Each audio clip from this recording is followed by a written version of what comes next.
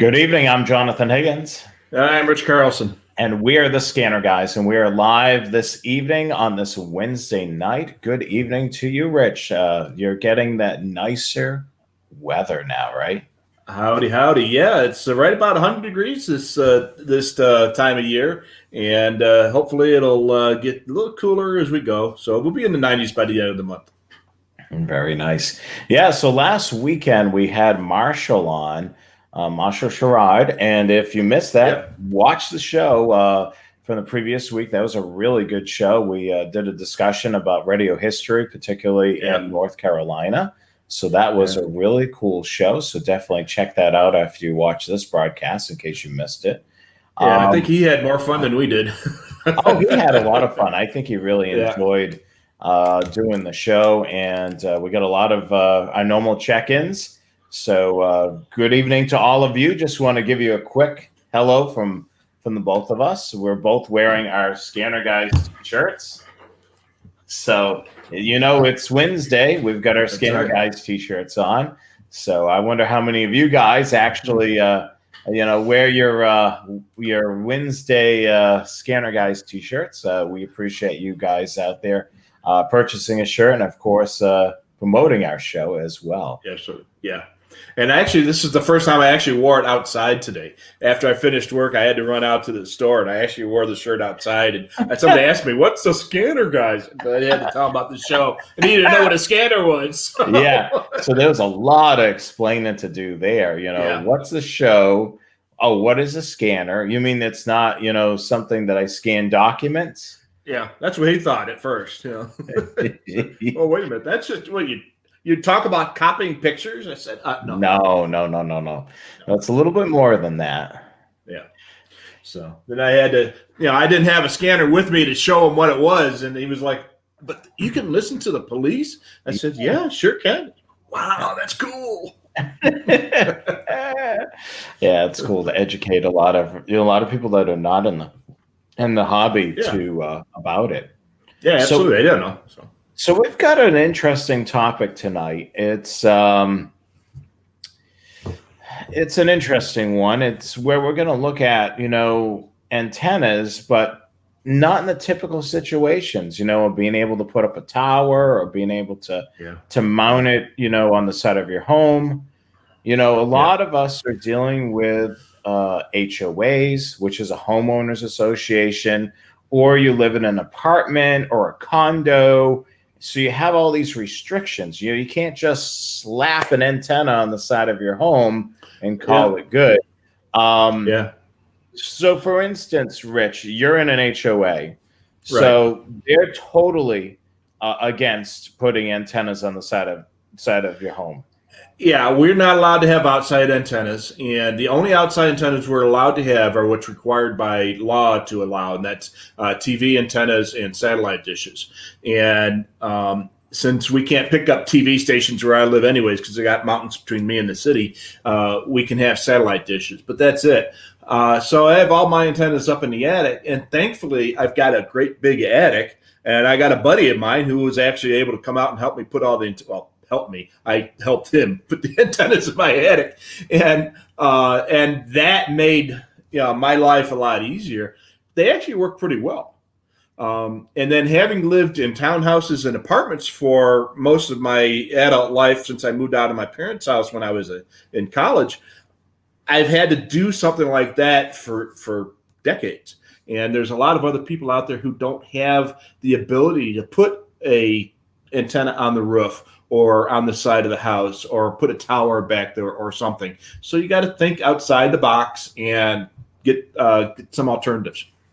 And that's what we're talking about tonight is, outside of the box antennas. So we are going to do a little bit of a dive on this. We do have a slideshow presentation.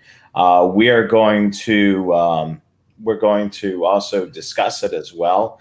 So if you guys have any comments or questions regarding the topic, feel free to post it. We may answer it live during the presentation right here. So did you see Chris's comment? Yes, Chris Wilson. Yeah.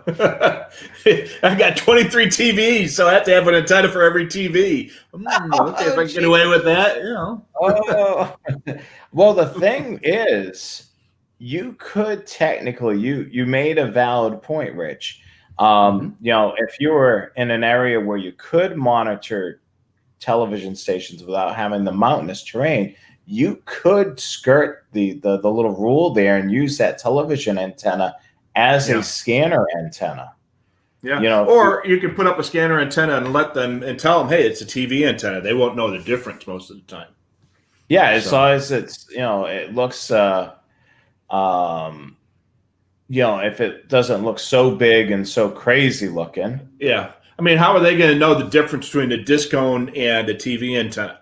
Just tell them, hey, it's a TV antenna, and hey, a disc cone can pick up TV stations. So, yeah, and the thing is that disc cone, it's the omnidirectional television antenna. Mm-hmm. There you go. That works. Television antenna. This is one of the state-of-the-art antennas for television stations. Phenomenal. Yeah, absolutely. So that might be my out down the road. Phenomenal disc cone base antenna turns television antenna. So most of you probably know we've been talking about this for a while. At the end of the month, we're exclusively live on YouTube and YouTube alone. So if you're watching us on Facebook right now, make sure you make the switch to YouTube, because we're going to be just broadcasting on the YouTube channel. And we want to reach 1,000 subscribers. So make sure you hit that subscribe button. Do it now. Hit that subscribe button. Make sure you do it now. You'll get notifications when we have new videos and so on. So definitely do that. Carmen just mentioned, a good comment there. You can make a decent scanner antenna out of a television antenna. Yeah, or just a piece of wire. Yeah, that's for sure. So there's all types of cool things that you can do, just to be able to do things like that. But I mean, we got a couple other suggestions there too. Chris says he's got a panel TV antenna. He says it worked great for military aircraft. Yeah, let's I'll post his comment there. But I mean, that's, television antennas certainly do a good thing, for reception. So we want to remind you that Rich and I are hosting a brand new show. It's on the Train Aficionado YouTube channel, and you can watch it the first Monday of every month. Our next show is Monday, October the 5th. 8 p.m. Eastern Time, 5 p.m. Pacific, live on the Train Aficionado YouTube channel. Now, we're going to be talking about using a scanner while railfanning. So we're going to give you a nice overview of that if you're trying to get into the hobby, or you've been using a scanner somewhat for railfanning and you want to have a little bit more of an understanding of what you're going to be able to hear and some of the lingo and maybe some of the channels. So you have a well-rounded education on that. Tune in. Of course, we'll have that topic, and we'll have our Forgotten Railroad, and then we'll have our photos from a blast from the past, and we'll take you somewhere towards the end of the broadcast. So a great show planned for you on October the 5th. So make sure you tune in. And you know what, Rich? We mentioned on the other slide, subscribe to the Train Aficionado channel as well. So after you're done watching this broadcast, swing over to the Train Aficionado channel and subscribe to their channel as well. Yeah, absolutely. And the other thing too is you're using a disc cone for television reception. A couple people have mentioned that in the comments. When you get those little SDRs, the ones that look like thumb drives with the antenna attached to it, those are basically television receivers that have been converted to be used for scanners. So hey, technically you're connected to a receiver. Yeah. So think outside the box, and that's exactly what we're going to talk about today. We're going to give you different ideas, things you can do to get scanner reception when better scanner reception than you can with just the back of the set antenna or your rubber duck. Yeah, and look, oh boy, big news. Yes. Now we don't know how long they'll be back in stock. So we did get a good sized shipment of them in, and they came in yesterday afternoon. And I know we've sold a bunch because I sold a bunch myself today, and I know we sold a bunch online. But we still do have a pretty decent stock of them. But if you're looking for an SDS 100, and now is the time because they're there.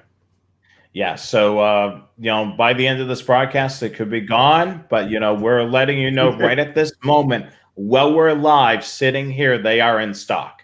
As for after that, who knows? Yeah, absolutely. So, and even if you don't get one now, we are going to get them again later on down the road. They're not. There's been a couple of people called up and said they heard rumors that they've been discontinued or they're no longer making them or anything like that. But well, that would be crazy. Has not discontinued them, so that'd be crazy. With the SDS's popularity, they wouldn't. They're not going to cancel the demand is there. Yeah, it's been huge. So the demand for them has been huge, and like I said, they're the best scanners out there. The other rumor we get is they say that, they're going to discontinue the 436 now, right? Mm-hmm. Nope, that's still being made, and they're still being restocked. So, absolutely. All right, so that brings us to our scanner hint of the week. Turn off your scanner to save settings. Now, this is a novelty thing. You want to make sure, especially on your zip code based scanners, you want to make sure that you shut that scanner off periodically properly. Yeah. And this is important for not just the zip code scanners, but for regular scanners as well. Yeah, I mean, take for instance, with your clean slate scanners like your 996P2 or 996T or XT, there's so many variations of the 996. The 325P2 and the 396 and etc. You should shut down the radio with the power control instead of just pulling the power in order to save lockouts and some other settings that may have occurred while you were using the radio. And that's definitely something that's really handy. So if you've done a few permanent lockouts, you want to make sure that they stay permanent. And if you don't power the radio down properly and you do pull the plug or turn the ignition switch off and it just shuts it off, then you're not, you're going to have that pesky channel that's on your radio that you did that permanent lockout is going to reappear again. I found that out when I had a BCT 15 or a 15X or a 996 in the car with close call. And as I'm driving to work, I would clear off a close call hit of an ATIS channel as I was driving by the airport. And every time I drove by, I'd have to lock that out. And even though I was doing the double tap on the lockout button for permanent lockout, and then on my way home, the darn ATIS channel would pop up again. I'm like, wait a minute, I did permanent lockout on that. And then that's when I figured out that you had to actually turn the power off and to save it. So it's not just the zip code scanners. Well, that's a true thing, I think. It seems like Clorox wipes are hard to get by, Joe, and I think you're right. I think they may have discontinued making them because it's so hard to get. Joe, I think you may be right. I saw that comment there. So the other thing that's pesky too, so let's say you're running close call in the background. So you power the radio up. It's got close call running in the background. You do the ignition switch. You turn the car off. But before you did that, you turned off close call in the background. Yeah. So guess what's going to happen when you go to turn that vehicle on? It's going to remember the last time it saved itself that close call was on. And it's going to turn it back on again. That's another one of those things too. Yeah, absolutely. So I found that out, and so now, and since I use all the scanners in the back for military aircraft, there's a lot of birdies and stuff, especially I've got computers and modems and stuff like that. And I do something that I really shouldn't be doing. In the bottom of my cabinet is where my networking hardware is, my cable modem, my router, and stuff like that. Don't put that in a radio cabinet. It's going to make more noise. And you know, the other thing, too, that must be in there, you must have a whole bunch of Nest. Yeah. You said there's birdies in there. Yeah, a lot of birdies. Yeah, absolutely. And a lot of poop on the bottom, too. So, but I get a lot of birdies on the military aircraft channels. So when I lock out, half a dozen channels per radio as they hit on these birdies. Yeah. And then I forget to turn the radio off before I have a kill switch for the power. And I'll forget to turn the radios off individually, kill switch, and then all my lockouts are gone. Oh, God. And so you're back to lockout. Yep, absolutely.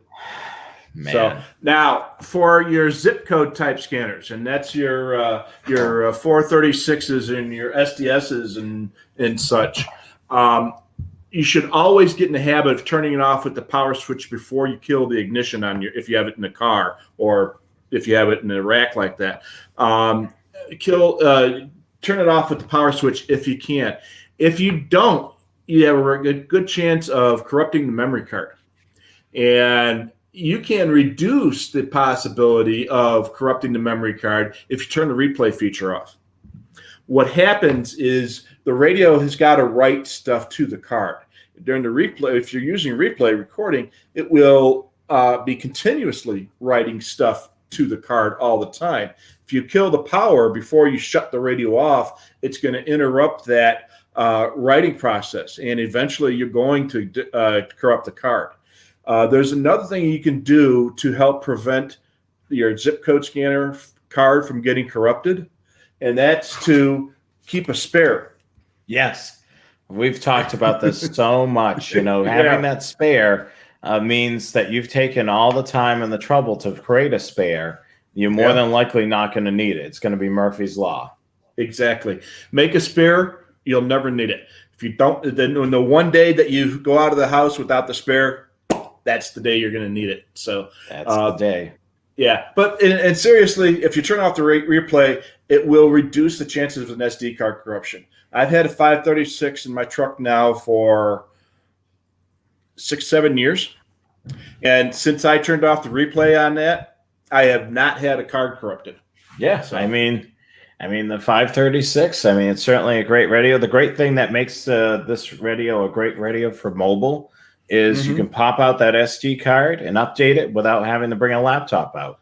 Yep, absolutely. So you got an SD card reader on your computer, on your laptop, or on your desktop computer. Take the card out, put it in the computer, and off you go. I do that. I've got my Mac Mini right here with the little SD card reader on there, and I just stick that sucker in there. And now, keep in mind, he said Mac Mini, but he's using Parallels, which operates with Windows operating system. So you still need some form of Windows. Yeah, that's true. Yeah. And that's another call that I've got 2 or 3 of those calls today is how can I run Sentinel on my Mac? And you can if you've got Parallels or Fusion or Boot Camp. But the other guy called up today, wanted to know how to do the updates with his iPad. And I said, oh, it's easy. Yeah, no problem. Just go to scannermaster.com, click on the SD card update, tell us what county, we'll do the update and send it to you. And it's all done on your iPad. Yep. It's all done on your iPad. So there's our scanner hint of the week. That could literally be a show topic. So base scanner antenna alternatives. Can't get an antenna out on the roof due to an HOA, rental, or spousal restrictions. Consider some alternatives. So that's tonight. We're going to give you some alternatives to be able to improve your reception without upsetting your HOA, your landlord, or your spouse. That's sometimes the spouse is more strict than anybody else. So yes, and that's right. So you want to be able to be careful of all that. So look at here. We have mounting a base station antenna in your attic or balcony. So we've got some balconies down there in the photo there. So you want to remember, we say this all the time, Rich. What is it? Elevation is your friend. Up and out. Up and out. So you want to make sure you put that antenna up and out. Yep. Yeah. And up, it means you have to elevation. The higher you go with the antenna, the better it's going to work. Out, get it out of the house and away from obstructions. So on a balcony, since a lot of balconies have metal railings, you can mount it to the metal railing if that's a practical solution. I've seen actually when I lived in an apartment years ago, I bought a small tripod and a 5 feet foot of mast, 5-foot piece of mast. Get my tongue out of my mouth there, and mounted a scanner antenna. One of those. It was an ST3, the little VHF type and scanner antenna. Mounted that on the tripod and put that out on the balcony. Nobody bothered. It was great and it worked well. Yeah, and the other thing to keep in mind, if you're doing it in the attic, you want to make sure you kind of stay away from that chimney. You don't want to be too close if you got a chimney. You want to make sure that you're away from that so you can kind of get around that, because that is going to create a blockage, for that particular direction. Yeah. And you want to try and stay away from anything that's metal if you can. In my attic, I've got air conditioner, air handler, the furnace, and a lot of metal ducting.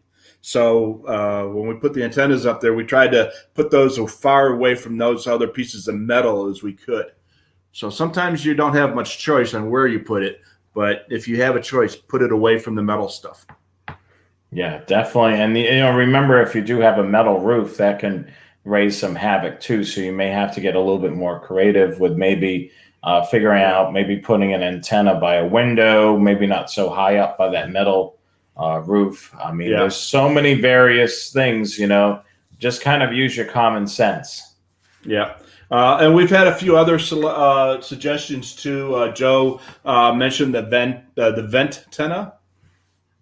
And if you've never heard of a vent-tenna, what it is, it's a round tube. Kind of looks like the toilet vents that you see on the roof. The little round vents you see on the roof, they're this high. But it's just a tube that goes right on top of your vent. And it's got a hole through the metal. And it's plastic on the outside with the antenna embedded inside that tube. And you just plop it on top of your toilet vent and then run the wire down through the roof and into the house. And when they look at the thing, it just looks like you're, instead of having a 12-inch tall vent, you've got an 18-inch tall vent. Nobody's going to notice that. Wow, this is very stealth-like with that. Yeah, and they come in different frequency ranges. They're intended for ham radio operators, for like 2 meters or 440. But a 2-meter vent-tenna should work really well on VHF. And again, you put a piece of metal up in the air is better than a good antenna in the basement. Okay, so my question is why hasn't Rich created the Spectrum Force wideband vent antenna? Probably because somebody else has got a patent on it. So yeah, because I could totally see that we'll start carrying PVC on the outside and antenna on the inside. Yeah, absolutely. So yeah, that vent-tenna, that is on my wish list, and I might end up getting one of those just so I can get something out there. Oh boy, did you see what Mr. G mentioned? One of your favorite antennas. My ST2. I've got 4 of them up in my attic. It does work really well for TV, and that's the neat thing about TV frequencies and scanner frequencies are so intertwined that what works great for TV will work good for a scanner and vice versa. So you want to use TV coax on a scanner, it works great. You want to use a TV antenna on a scanner. The only difference between TV and scanner for that type of thing is that TV is typically horizontally polarized and a scanner is vertically polarized. So if you take a TV antenna and you put it up like this, it'll work better. But again, remember, a piece of metal in the air is better than a great scanner antenna in the basement. So try hooking your scanner up to your regular TV antenna. It might work really well. Yeah, and then look at Dale is chiming in as well. He clamped a trunk lip mount antenna to a rain gutter. Yeah, yeah.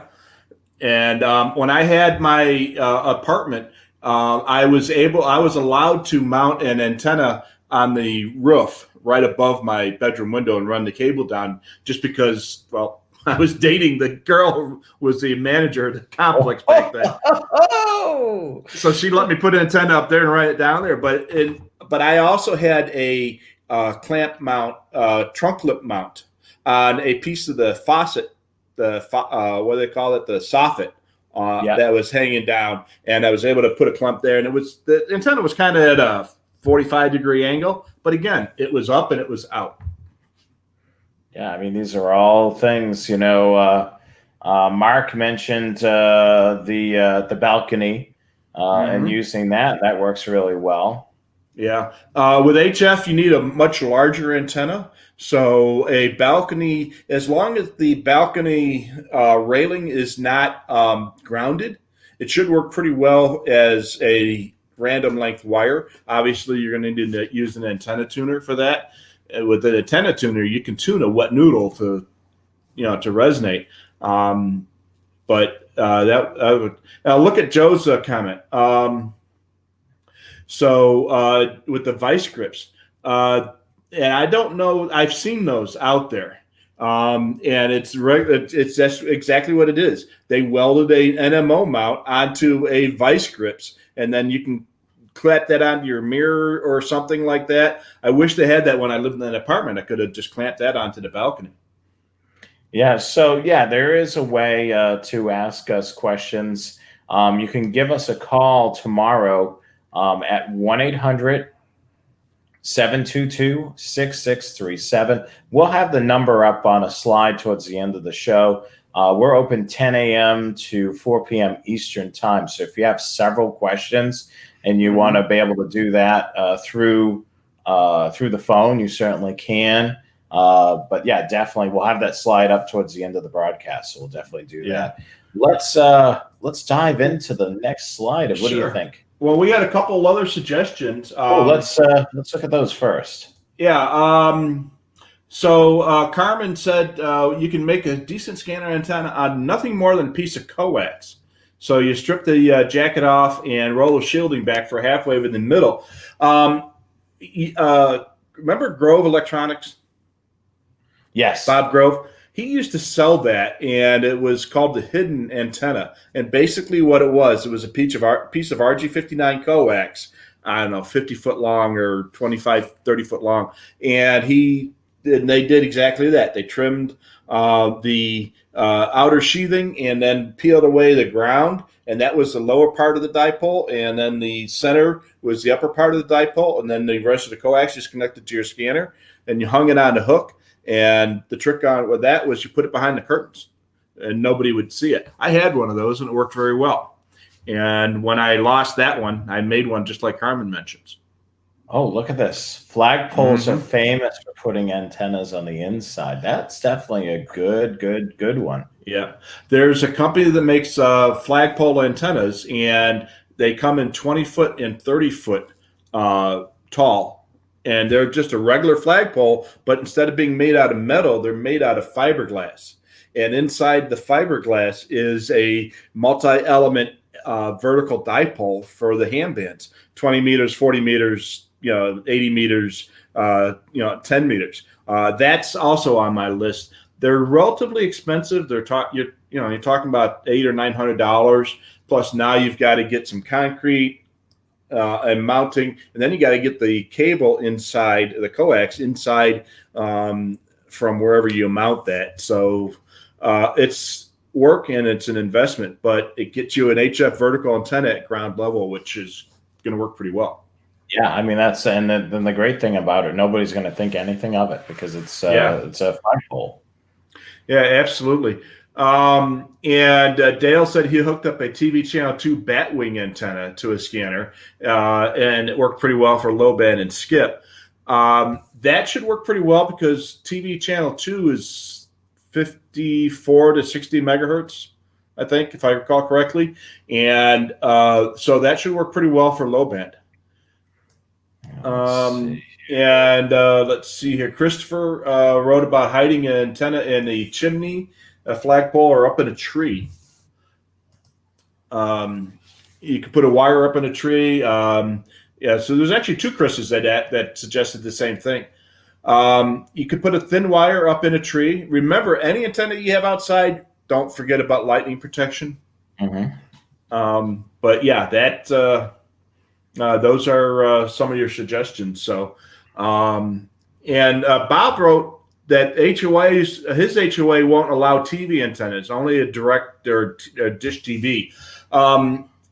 The HOA may have that rule, but by federal law, they have to allow reasonable TV antennas as well as over-the-air TV antennas as well as dishes. So for satellite, so that same federal law applies to TV antennas as it does to satellite antennas. So, and then Joe also said, make sure you stay away from electric lines. Not only is it dangerous, but they also cause noise. So, yeah, you want to definitely do that as well. So, let's see what else is here. Just want to see if there's any. Rob, was it a spring clip that he put on a mag mount antenna, put an upper shelf? That's exactly what I did, and I think we have that mentioned in one of our things. When I bought my house here in Arizona, I couldn't get up in the attic because by then it was getting too hot to get up in the attic. So I put a couple of the Spectrum Force mini mag mount antennas on a couple of my wife's baking pans. And boy, was she ticked off at me. When she found those, she was looking for them, trying to make cookies one day. And mind you, these cookies are for you, I'm sure. Yeah, like I need cookies, but I had a 7-foot tall bookshelf in my office, and so I grabbed all three of her cookie pans, and I put one antenna on each one, and put them on the top of the bookshelves as ground planes. They work great. And did she know that they work as a ground plane, or did you have to explain that to her? Well, she couldn't find the darn things. And so we were at the store, and she said, "Oh, I need to get some cookie plans." I said, "What's wrong with the ones you got?" So I can't find them. What's wrong with the ones you got? They're currently being occupied. Yeah, I know where they are, babe. I'll get them for you when we get home. You know, I put them in a good safe spot. Yeah. I'm holding them for you on the top of my shelf in my office. Yeah. I wanted to make sure that they were in a good, safe place. Yeah. So, but yeah, you can do stuff like that, or put the mag mount on a refrigerator. You know, there's all kinds of suggestions. Wow. All righty. So let's see here. Will asks about the TV stations. If they moved up in frequency. With repacking, I don't recall all the specifics with repacking. They've changed all the TV channels. So channel 2 is no longer channel 2 in most locations now.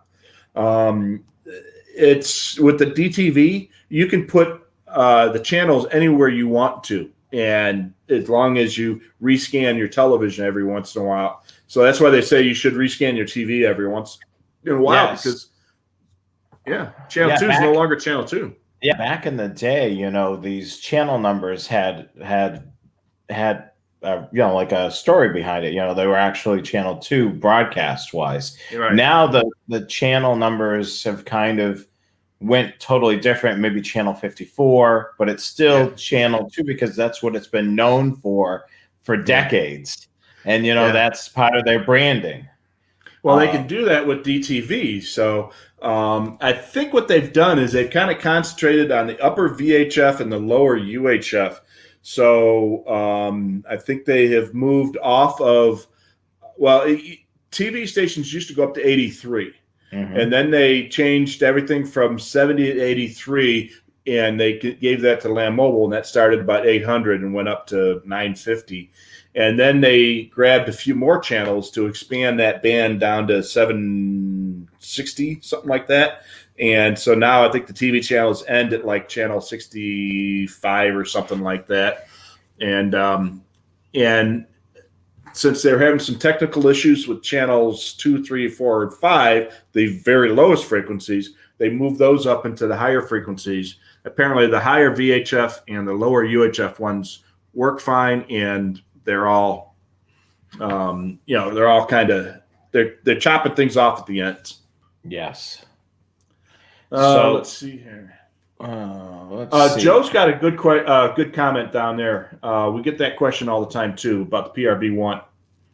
Yeah. So what PRB1 is, it's a federal rule that says that cities and government agencies cannot prohibit antennas for amateur radio operators.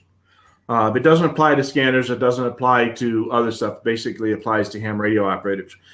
Because they are federally licensed and they are considered an emergency service or assist, you cannot just go out and ban by government action amateur radio antennas. So the city can't come and tell you cannot have your ham radio antenna out in your backyard.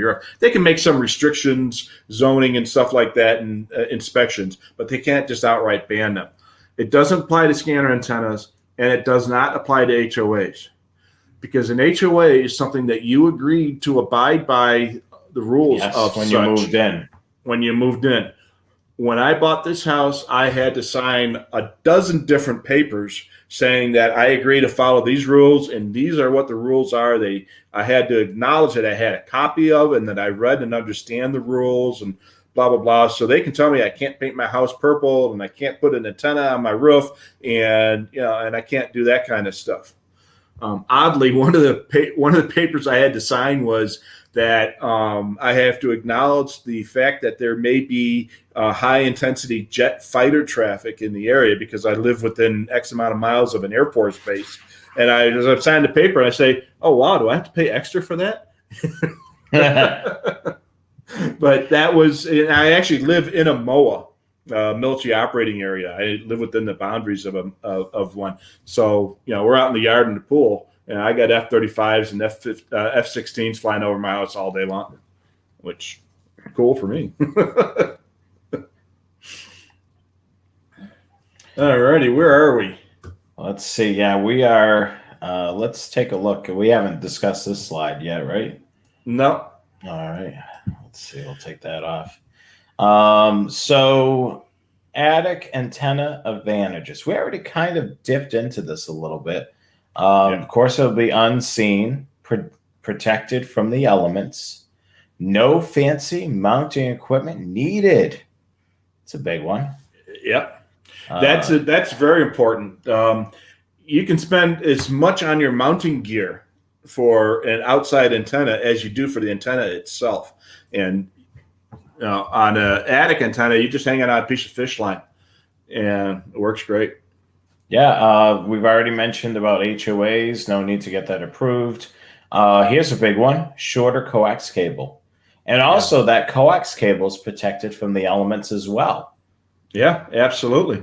You can put a antenna up in the attic. It's not going to get wet, hopefully. if your antennas are getting wet in your attic, you got bigger problems than scanner antennas. But it's not going to get, damaged by snow and ice and rain and dust and wind. So antennas up in the attic will last darn near forever. And, change your coax every 25 or 30 years and you'll be fine. Yeah, and the coax cable, as we mentioned, every single time we talk about antennas, don't go cheap on coax cable. Your coax cable is just as important as your antenna. If you spend a lot of money on an antenna and you go with cheap coax cable, guess what? You're defeating the purpose of putting the antenna. Yeah, absolutely. So I would rather have a cheap antenna and expensive coax than the other way around. You put a piece of wire on the end of a piece of LMR 400, it'll work better than a good scanner antenna on a piece of cheapo coax. Yeah, the other thing that you mentioned too here is year-round access, regardless of weather, for maintenance and installation, which is Yeah. nice. That doesn't apply where I live, though. Yeah, because In it's this, too hot. yeah, it's too hot. I mean, it gets 115 here in the summer. Yeah, we had 40 days over 115 here in Phoenix this year, and when it's 115 outside, it's 150 or so in the attic. I ain't going up there. No, I would wait until the winter or the fall. I Oh, mean, when even the I same thing here. It's going to be yeah, hot. when my air conditioner went out a year or so ago in August, they were out there up in the attic putting a new air conditioner up, and it was every bit of 110, 115 that day. And those guys, they deserved every penny they got for that job. Yeah, I'm sure from what you told me, they came in early in the morning before Yeah. the sun came up to be able to get that done.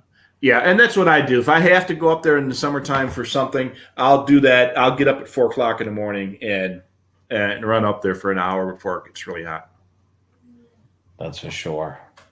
So. All right, so let's continue on to the next slide here. Other base antenna alternatives. Mm-hmm. So, a little typo there, but that's all right. It must have been late when I was typing that last night. So you can hang an antenna from a ceiling flower hook.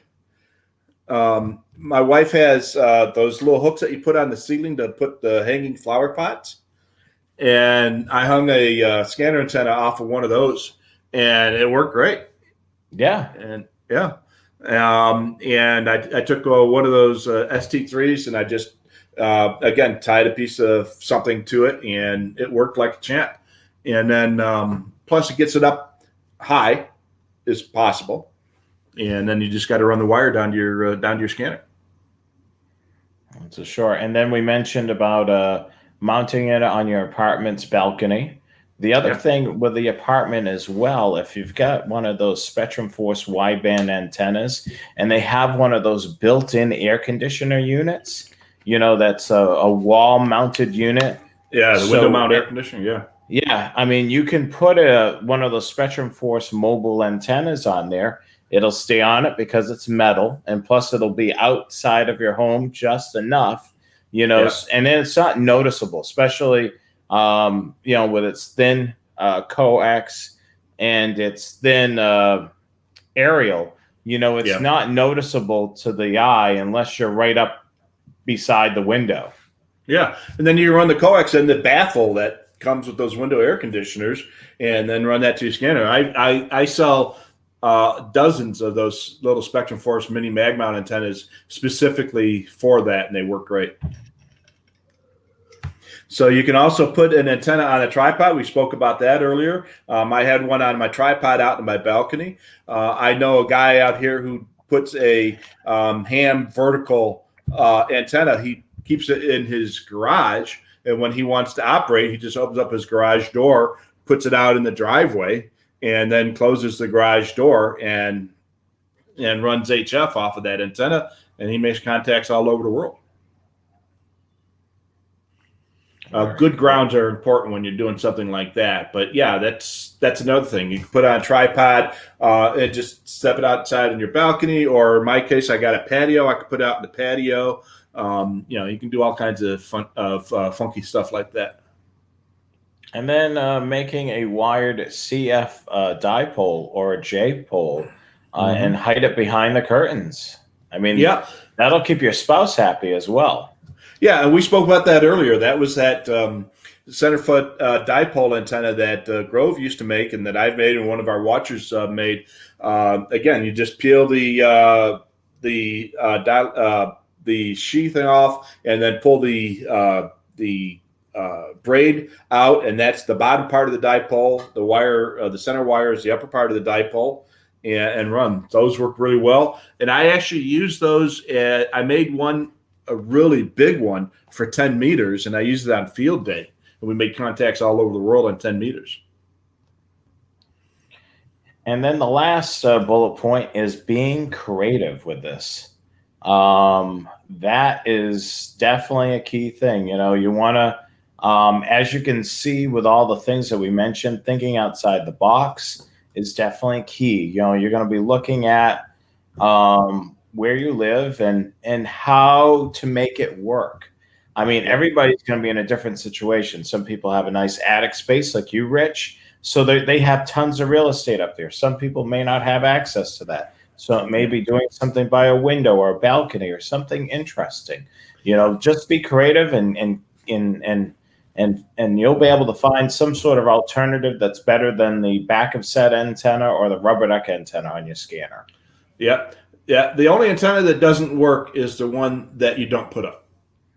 Yep. So, and some will work better than others, but you give it a shot. And like I said, I've said this before, I'll say it again. A piece of metal up will work better than a good antenna in the basement. So get it up, get it out if you can, and do your best. We had a couple other suggestions that came up real quick. Joe said that Christmas tree holders make great portable antenna bases. So, and they're probably cheaper than a tripod. And for a low profile antenna that isn't going to be, it's just going to be sitting there, that'll work really well. And then Mark wrote that they also sell suction cup mounts for antennas. And you can put the suction mount on the outside of your window. I sell a bunch of those. We sell those here at Scanner. They're only like $13. And we sell them, a lot of those to the RV crowd because the RVs are made of aluminum, so the mag mount antennas won't work. So they put them in the windows because the RV's got these great big huge windows. So and we also sell those to apartment dwellers. Yes. I had a guy a couple of weeks ago lives on the 40 or 50th floor of a big condo building in New York, and there's no way for him to put something outside because his windows don't open. Yeah, so he took one of these things and stuck it on there. He called back a couple of days later, said it was working great. Yeah, I mean that's some of the time if you're not able to put an antenna, you're able to put something by a window. That's definitely going to be a huge help. I mean, I've had some customers I spoke to, putting an antenna on the top of the fridge because it's nice and high up in the apartment, or like we just mentioned earlier, the bookshelves. Having the ability to put something on the top shelf. Yeah, absolutely. And my house is all one story, but I've got 12-foot ceilings, so I could put an antenna right up to the top of the on the top of that bookshelf, and I get really and I get that antenna up pretty high. And I had that bookshelf on the outside wall at the time, so that worked better than having it on the inside wall, of course. And that is the very antenna that I was using right there. That's the Spectrum Force Mini Mag Mount antenna that we sell. It's like, what, $19.95, I think? Yeah, $19.95. Yeah, I mean, that's a great antenna for the price. Yeah, and the antenna is about 18 inches tall, and the coax is 10 or 12 feet, I forget which. 12 feet. So, yeah, you get plenty of coax to reach. And it's that really thin coax. It's that stuff that the thickness of a thick twine. So it doesn't stick out. If you're going to put it on an air conditioner, you can kind of sneak it through the baffle and nobody's going to notice it. And they work great. And they come in both BNC and SMA connectors. Yeah, it's available, through us, and it's certainly one of the best products that we came up with on the Spectrum Force product line. Besides the desk mounts, I mean that is one of the most popular Spectrum Force products that we carry, and we sell a lot of them each and every year. Yeah, and a lot of the stuff is true for mobile and scanner antennas. A crappy mobile antenna outside the vehicle work better than a grid antenna inside the vehicle. So most cars obviously got metal roofs and such, so you're not going to be able to get really good reception inside the car. And some cars even worse. We had when I was on the police department, we had some Ford squad cars that had metallicized film on the inside of the windshields. So we had originally inside antennas for our mobile video recorders. And there was a inside antenna to work the microphone. And the guys were complaining that they get 3 feet away from the car and the audio would cut out on the vehicle recording system. we realized that there was metallic sheet on the windshields.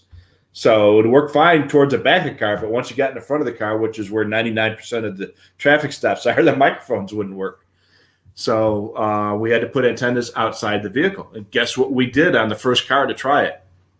We used one of these. And it worked great. Yeah. So these are really good antenna. We'll continue on here. Who can not say good things about Rimtronics antennas? I mean, I have mine right here.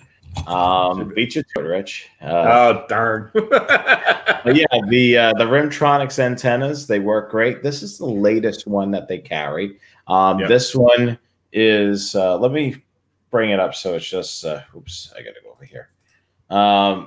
So yeah, this one's got the 45-degree angle. It also will go to that as well, and then it'll go perfectly straight if you're on a portable scanner. So this antenna works great for a backup set. So let's say you don't have a lot of options and you're kind of stuck with a backup set and you're monitoring a lot of 800 megahertz. Definitely consider this antenna. The other thing, like Rich showed, you can use it on your portable scanner as well. Lay your scanner down flat and then use the antenna as tilted up at a 45-degree angle. Yeah, these Rimtronic antennas, they really have done a phenomenal job. We've got a whole bunch of their antennas available on our website. We have rubber duck antennas for your portables, a couple of variations of the 800 megahertz one with a standard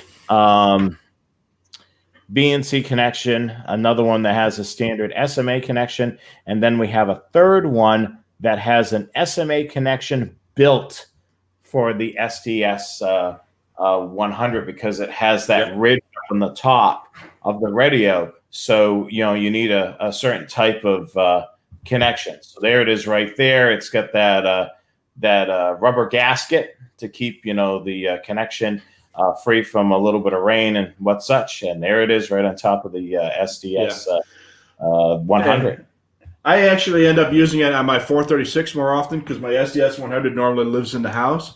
And it actually works really well on the 436. And it doesn't look bad on the 436. It was intended for the SDS, but it'll work fine on the 436 as well. Yeah, it looks really nice on there. Yeah, and in that case, it should work very well on 396 too. So, and there's other alternatives. Obviously, you can buy all kinds of third-party antennas, and there's a bunch of different antennas. Heck, I've got a whole coffee mug full of different antennas that I keep on my desk. So I grab whatever one. Will, I'm curious about that too, because you told me a little bit about Will's recommendation about this flat antenna. So how did you make out with it? It actually works pretty well. I noticed that it works pretty well on UHF and 800. I haven't had a good chance to try it out on VHF. So this is something that he bought on Amazon or something, and they sent him. They sent him two of them instead of the one that he ordered. So he sent one to me, and it works pretty well. I think what this is, it's a Wi-Fi antenna, is what I think this was. It looks like. Yeah, and I think that's where it came from, and they realized that the SMA connector would fit on scanners. I've had that before. I had a buddy of mine gave me a little SMA antenna about this big that came off of some Wi-Fi device that he had, a camera or something like that, and I tried it on my scanner. It worked great for 800.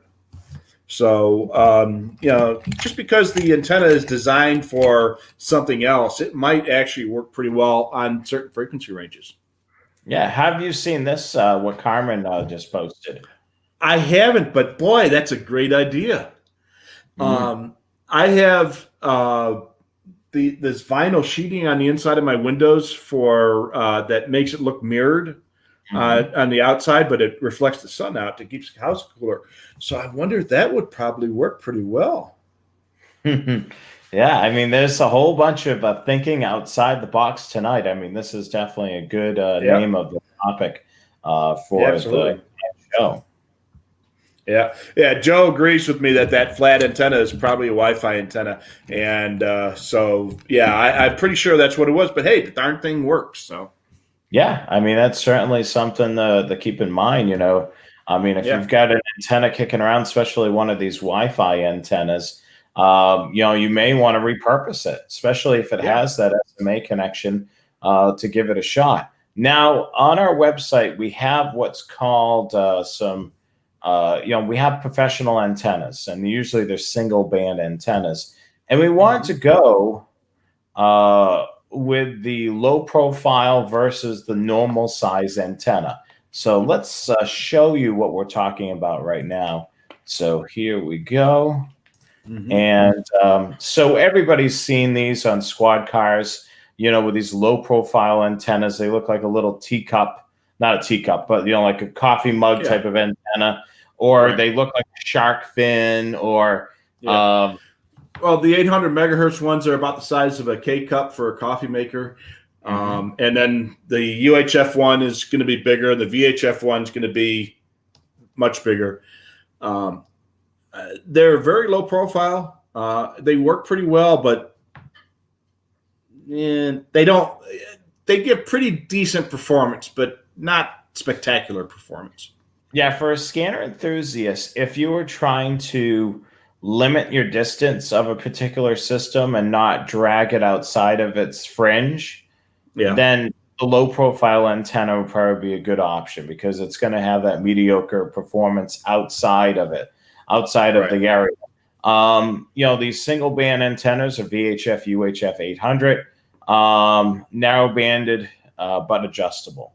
Now, you'll probably see a lot more scan enthusiasts with the antenna option that's over on the right of the screen. Right. Yeah, I got to remember to point the opposite direction on here. So the vertical antennas, those typically have gain in the band that they are intended for. So I think the one that's shown there is a UHF. It's cut specifically for UHF. And they work really well on the band, and usually on the entire band, they have a much wider usable frequency range. They call it bandwidth. I'm not sure if that's the right term for that, but the spectrum amount of spectrum that they will work well on is much larger, and that's a function of the thickness of the vertical radiator. So you get one of those on UHF, and it'll work across the entire UHF band very well. You get one of these low profile ones, it will work well on a smaller sliver, but not on a much wider section. So certain cars you cannot talk about. Yes. I'm sure those antennas work really well. I mean, they're multi-band. Yeah, but they're going to be very expensive. Look, he followed it up. There you go. So very expensive. I have an 800 megahertz thin antenna, and it's that tall, 2 inches tall, 3 inches tall, and it works really well on 800. Unfortunately, it doesn't work particularly well on 700. So, and now that my area has gone mostly 700, I can't really use it that much, but it's a great antenna, and it's very low profile. Nobody will know it's there. And if they do, they think it's like your XM antenna. The cars these days have 3 or 4 thin antennas on them anyway, between GPS and the XM radio and all the rest of the stuff that's in these cars these days. I got a Wi-Fi hotspot in my car, Yeah, that's basically through, Verizon, T-Mobile, Sprint. Well, the Sprint's now T-Mobile, but did you know that there's still Sirius and XM dependent on the car manufacturer? They're still like married to the old XM Sirius. Now, getting a little off topic. So when I we never do that around here, do we? When I first got into listening to satellite radio, I did a ton of research, and I ended up going with Sirius Satellite back in the day when they were separate, because some of the channel programming I liked, and the other thing is Sirius had 3 satellites orbiting where XM only had 2. So XM, those of you that know you have an XM receiver, you're going to notice that clips out a little bit more often than a Sirius receiver, and it still is the case. Now, the reason why is with XM, there's the two satellites are orbiting over the United States. Sirius, what they did is they put a satellite that's by the equator, and it shoots up and across. So you've got the two orbiting, and you've got the third one that's shooting across. So it allows you to get a little bit more reception in between structures and underneath bridges and so on, which was one of my big things. And I noticed it's true because I've been in cars where they've had the Sirius receiver and the XM receiver, and I noticed that the Sirius receiver outperforms the XM just because of the third satellite. But like you said, who would have thought our civilian vehicles having multiple antennas? You have your AM/FM, you have your, most of the cars come with some sort of satellite. And then GPS, and then if you're, like you said, your vehicle's got a hotspot, so it's going to have an antenna on the outside to be able to rebroadcast that inside your vehicle. Oh yeah, so there's my last car. I actually had 3 GPSs in my last car. The one for my scanner, the one that came with the satellite navigation system, and there was a GPS in the cell phone, of course. And there was another one, and I don't remember what that was for, but I think I must have had 4 plus, 3 plus my cell phone. So there's multiple GPSs, and the police cars these days are even worse, because even if you don't have any two-way radios in a police car, you're going to have your video camera, and that's going to have an antenna for the wireless mic. You're going to have the GPS. You're going to have a data system. You're going to have this, that, and the other thing. It's just crazy these days with all this wireless stuff. And the railroads, and Joe had mentioned, start talking about railroads. You take a look at the roof of a locomotive these days, and you either have a whole bunch of different antennas, or you got one big chunk of white plastic. And underneath that white plastic is a dozen different antennas. You got VHF antennas for communications. You got GPS receivers. You've got PTC stuff. You've got on 220, and you've got for UHF stuff for the EOT, and you've got all this stuff going all over the place. So there's like a dozen antennas inside one of these big plastic radomes. Yeah, and here's even Dale, kind of diving into, AM/FM inside your windows, GPS, satellite, Wi-Fi, and the shark fin. So, that I've seen too. A lot of vehicles have kind of moved away from that old tall whip for AM/FM. Like my truck still has that. But Dale's right. I've seen it built into the rear window, where it's an antenna built into there, and then of course the shark fin's got all the other stuff in there. Yeah. But it's crazy. Just alone. You mentioned in the public safety vehicles the amount of technology, and you have much in the civilian cars now. Yeah. Well, in my vehicle, I've got a Honda, and the GPS antenna is actually on the dashboard, underneath the front windshield, but on the dashboard in the center of the dashboard near the front window. And I found when I had a metal clipboard that I used to keep in the car, and I put that on top of that, not knowing the GPS antenna was there. And I couldn't figure out why I was getting the red light on my GPS, on my navigation system. Yeah, you were doing it. I was doing it. So it took me about a week before I figured that out. Yeah, so you're like, what the heck is going? Of course, you're thinking it's not something you're doing. You're thinking, there's something wrong with this car. Why is it doing this? Yeah. So there's and it talk about being stealthy in your vehicle.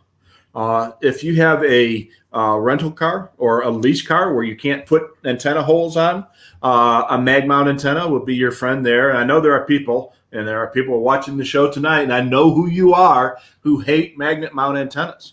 But sometimes you don't have a choice. You can't drill holes in a lease car or a rental car. So a mag mount might be your only option. And with the cheap $20 mag mount, you can go I'll show it again. There it is. Yeah, there it is.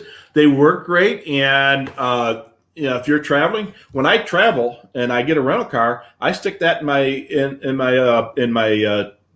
briefcase. Yeah. Or I've got a backpack where I put my laptop and and other stuff, and it's got a magnet, but I don't worry about it on my laptop because my laptop's got an SSD, it doesn't have a hard drive, so you won't worry about erasing your. I'm guessing Will is one that's anti mag mount. Is that what that comment means? Let me just say that Will's antenna drill gets a workout whenever he gets a new car.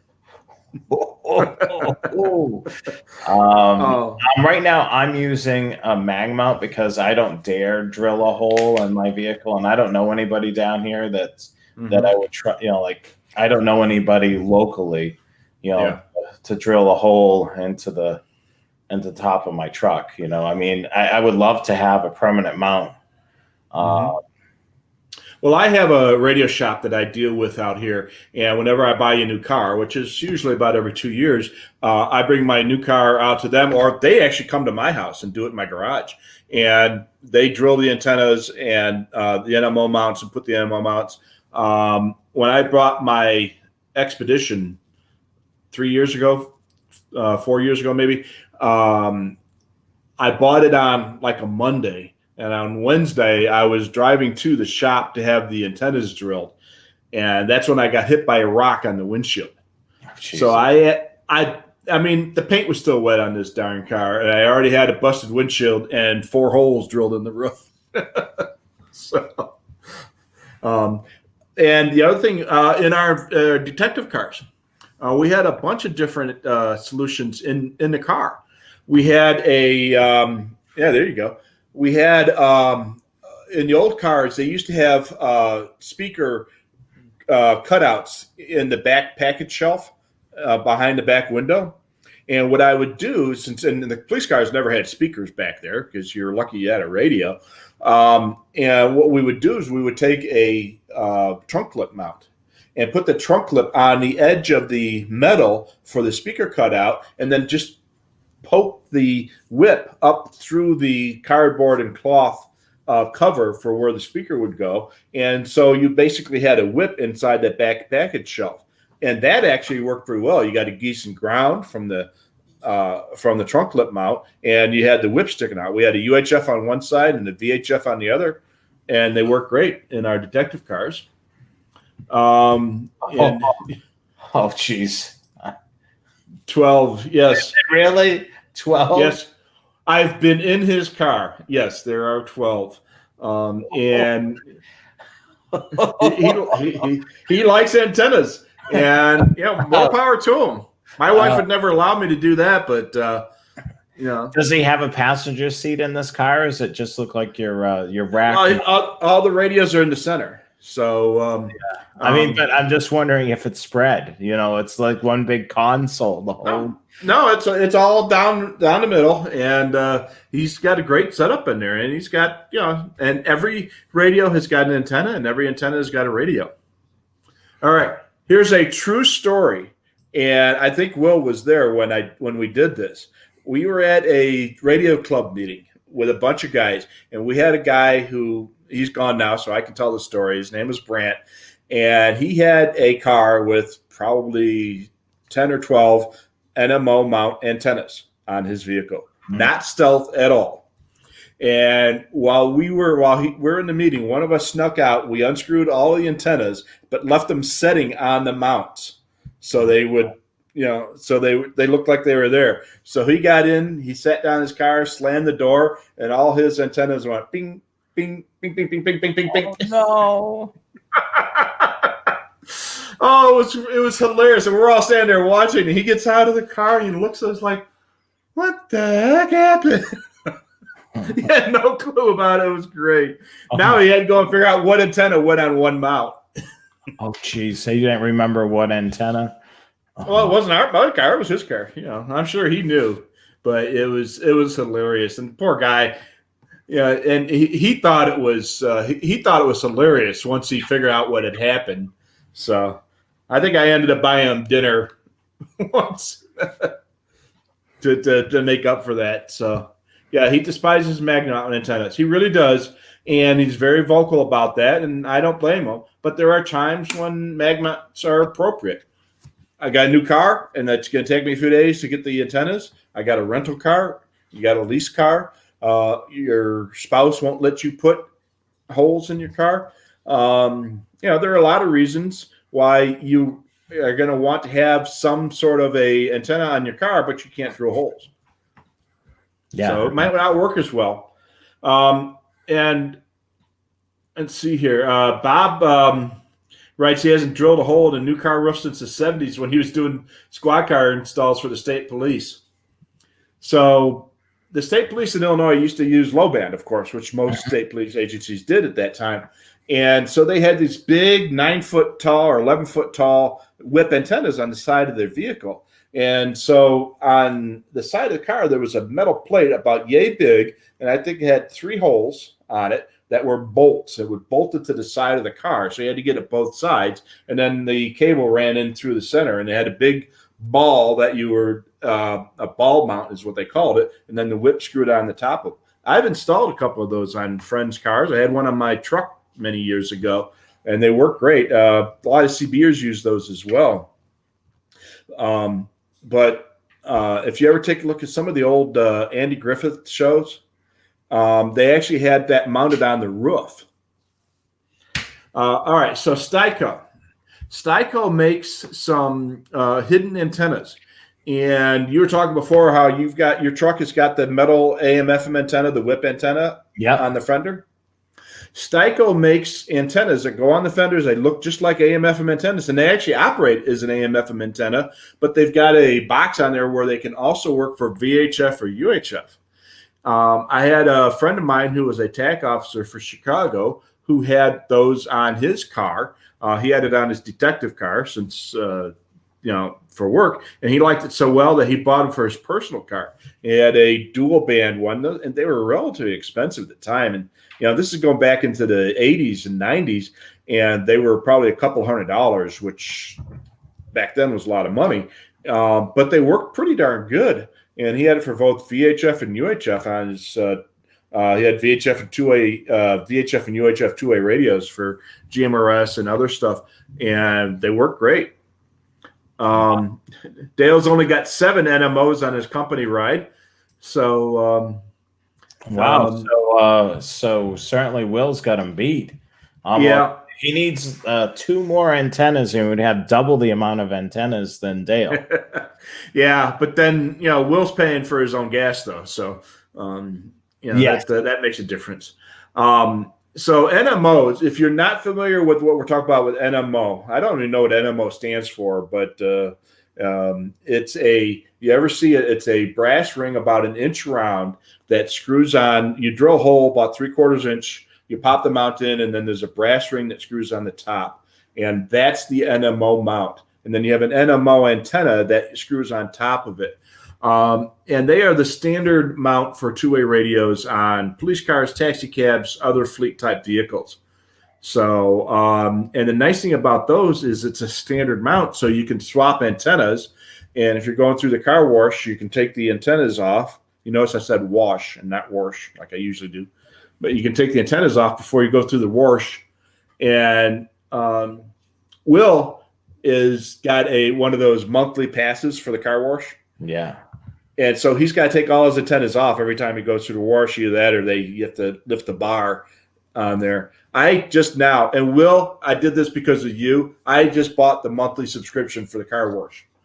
So I now have a subscription car wash. I can get free car washes anytime I want to. But I take the mounts off, my antennas off, because I'd rather have the car clean versus having the antennas not damaged. Yes. And new Motorola mounts. Okay. Cool. That's what it looks like from a little Google search. NMO, new Motorola mounts. So does that sound about right?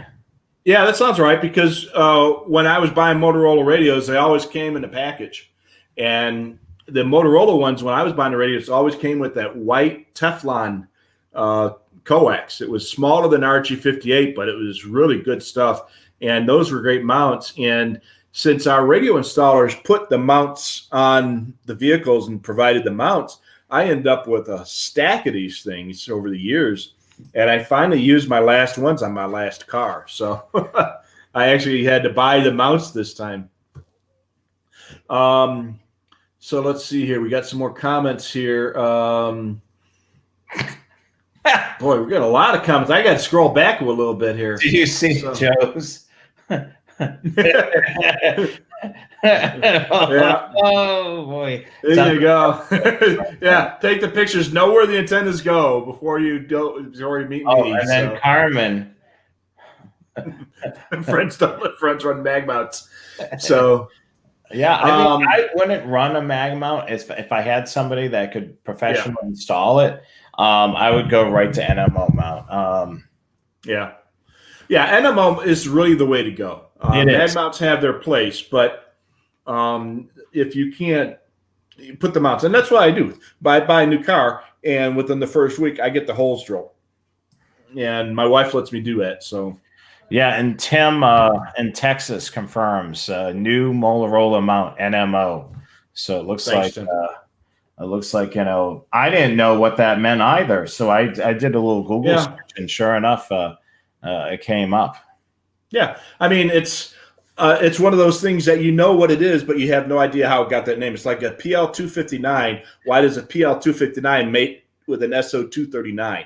And why isn't it just a male 259 or a female 259? It's it's one of those weird things that they came up with. Another tip that I can recommend.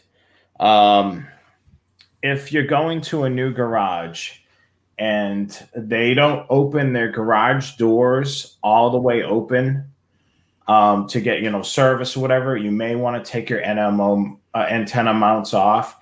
I went to a garage and I didn't take my antenna off. They didn't have the garage door open. Of course, I have a pickup truck. I have a Toyota Tundra, so it's a full-size pickup truck. Yeah. They drove it in, broke my antenna. By the time I realized it, it was too late. They broke I was like, what the heck? So that's the thing. If you're taking your car to a garage, at least, if you're not going to take the NMO mount, tell them you have antennas on the roof. You may need to open the garage door, or when they're putting it on the lift, they can't go all the way up to the top, or they're going to either damage the ceiling or put an antenna through your roof the other way. Yeah. True story. My buddy Ted and I were going to a conference in Springfield, and the hotel that we were staying at had a parking garage. And as I was pulling through the parking garage, I went into the garage, and I did not hit the little bar they have going across the top. As you go into the parking garage, you hit this, you're too high. Okay, great. No problem. So I had 3 or 4 antennas on the roof of my vehicle, and I'm going through the garage, and all of a sudden I hear this crash, tinkle, tinkle, tinkle, crash, tinkle, tinkle, tinkle, crash. I'm like, what the heck is that? And then by the time I realized what was going on, I took out 7 fluorescent lights in the parking garage with the antennas that were set a little bit lower than what the bar was. So, and the parking attendant came out there, and I said, "Hey, I'll take my car out there. I did not touch that thing out there." And he's, don't worry about it. But yeah. The thing too is the light fixtures. Sometimes they don't account for them, and the signs. Mm-hmm. Every so often, I would go into a parking garage. My antenna would clear, and then you would hear ting, ting. Yeah. Ting, but I would realize that, and I would go real slow. So it would flex back, and then it would bounce right back. Yeah, absolutely. Justin asked, he wants to mount an antenna to the whip of the flag on his scooter. Any suggestions for that? So. I'm not sure. I mean, that you're going to have to look at, your setup there yeah, I mean, obviously he's having a little fun here, but that little mini mag mount. You could tape that to the flag on the scooter and run the cable down. That'll work. You won't have a ground plane, but at that point, it'll work better than your rubber duck. Yeah. So Troy writes, thanks. He's enjoying his SDS 100. I talked to him on the phone a while back. Mark has got a mobile antenna that mounts the top rear side window. That works good. So Dale says that the Styco is his go-to for undercover antennas. They do make very good stuff. They're not cheap, but they work very well. And basically what it is, it's an adapter box that takes a whip and allows it to work on specific frequency ranges. So, but it does work. Let's see here. Joe says he's going to have to take a picture of the mounting location of his UHF antenna in his old Crown Vic. You wouldn't believe it without the picture. So that I'm interested to see. Another thing we did, this company made license plate frame antennas for police cars. We had one of those on one of our detective cars years ago, and I think it worked pretty well. We had VHF radios in those cars so they could talk to the state police and stuff when they're outside the range of our repeater system. And it was basically a license plate frame. I don't know what it said, support your local clown or something like that. And it was an antenna built into the license plate frame. It got it out of the vehicle. Would you say support your local clown? Yeah. I don't remember. It said something, you didn't want to say, you didn't want to say, support your local police on a detective car, give up, Support your local clown. Yeah, it was some silly, some silly saying on there. Oh, God, support your local clown. Oh, boy. Okay. Yeah. Will, we were talking about Will's radios on his 12 antenna car. He's got a Lazy L console from John. I guess I'm gonna have to talk for a while. Jonathan's in a laughing fit. For your local clowns. Wow. So we need photos of these the extreme antennas on cars. That would be a great topic. Yes. All right, guys. So what I'm going to recommend, let me get the slide up just so you can see the email address. Mm-hmm. So I want to recommend, since you guys in the audience have some extreme mobile shacks or extreme antenna setups, we can do a show showing them, but we would need you to send us photos.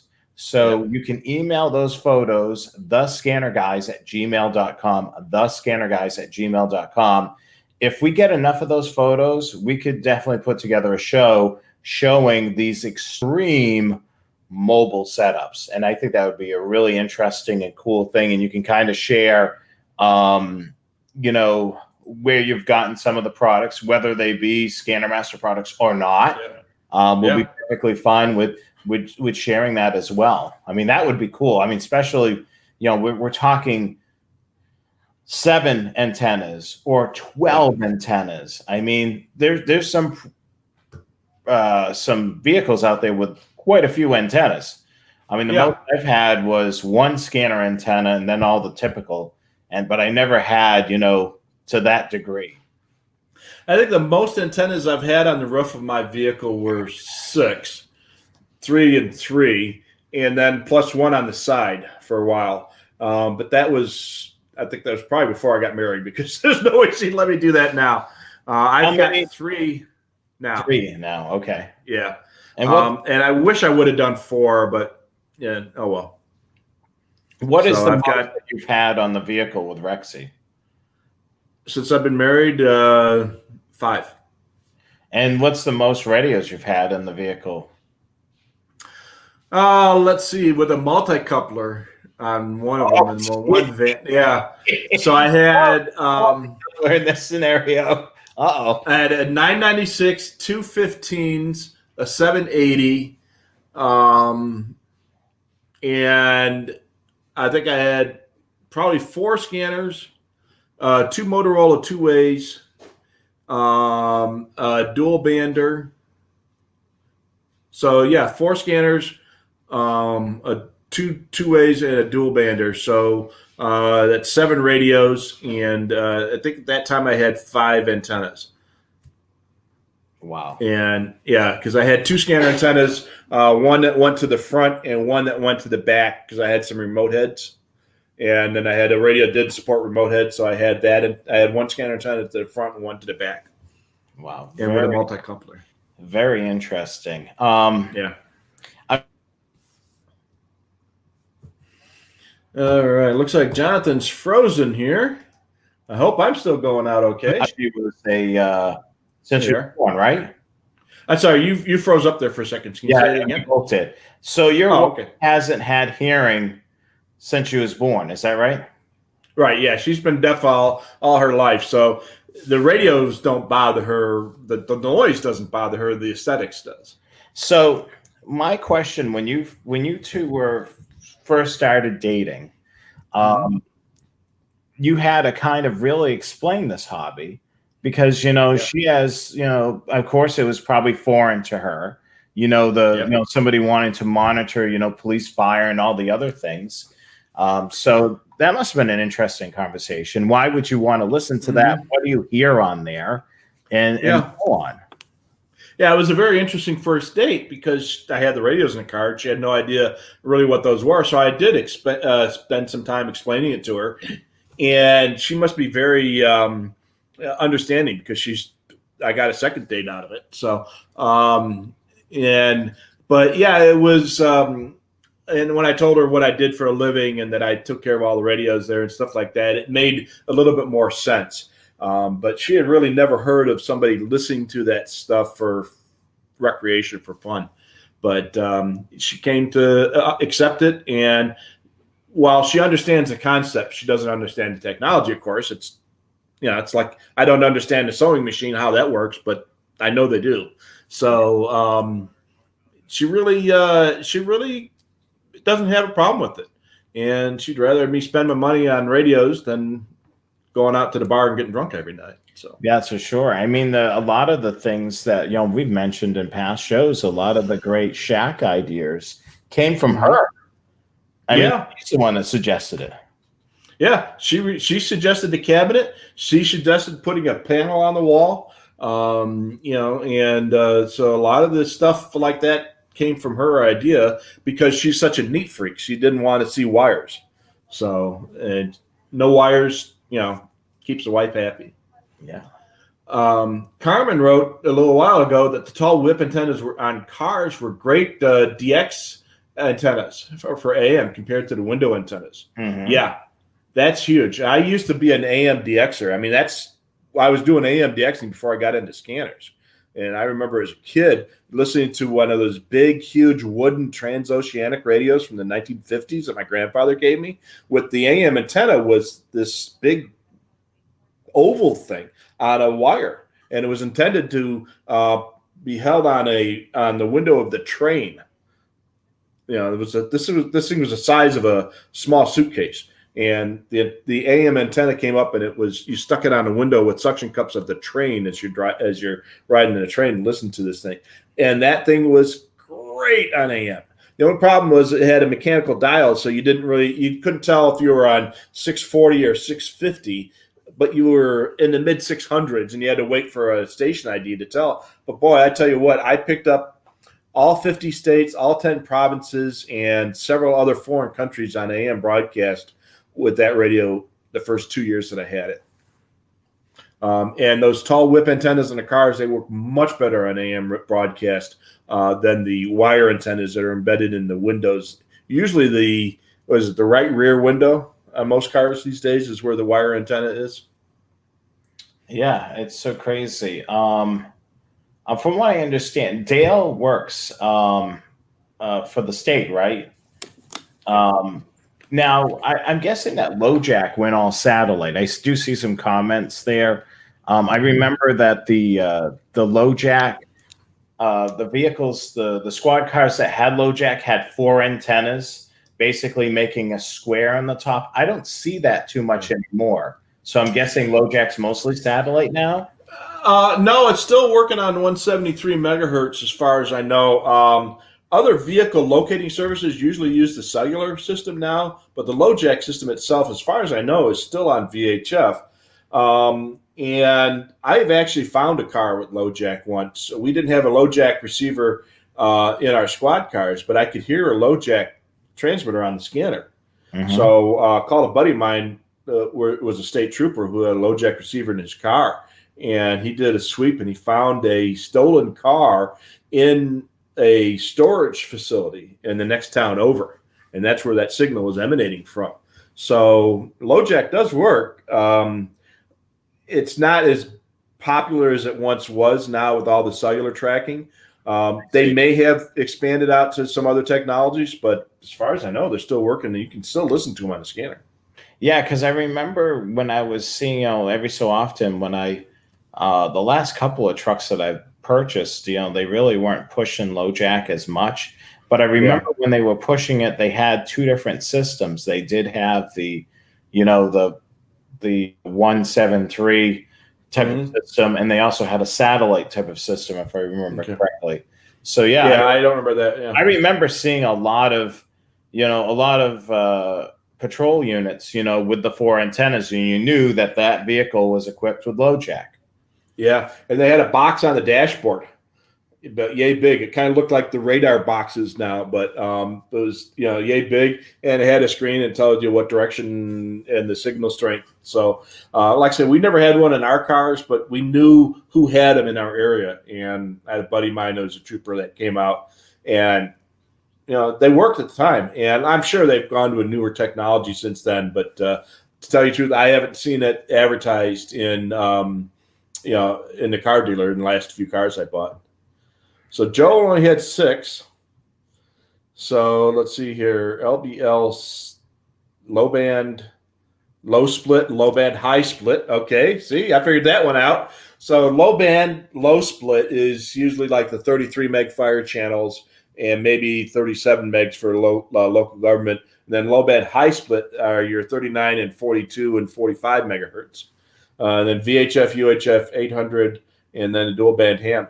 So, that's, again, Joe, send us pictures of that stuff, and we'll send us pictures of yours, and anybody else who's got multiple antennas, send us those pictures. We'll make a show out of it.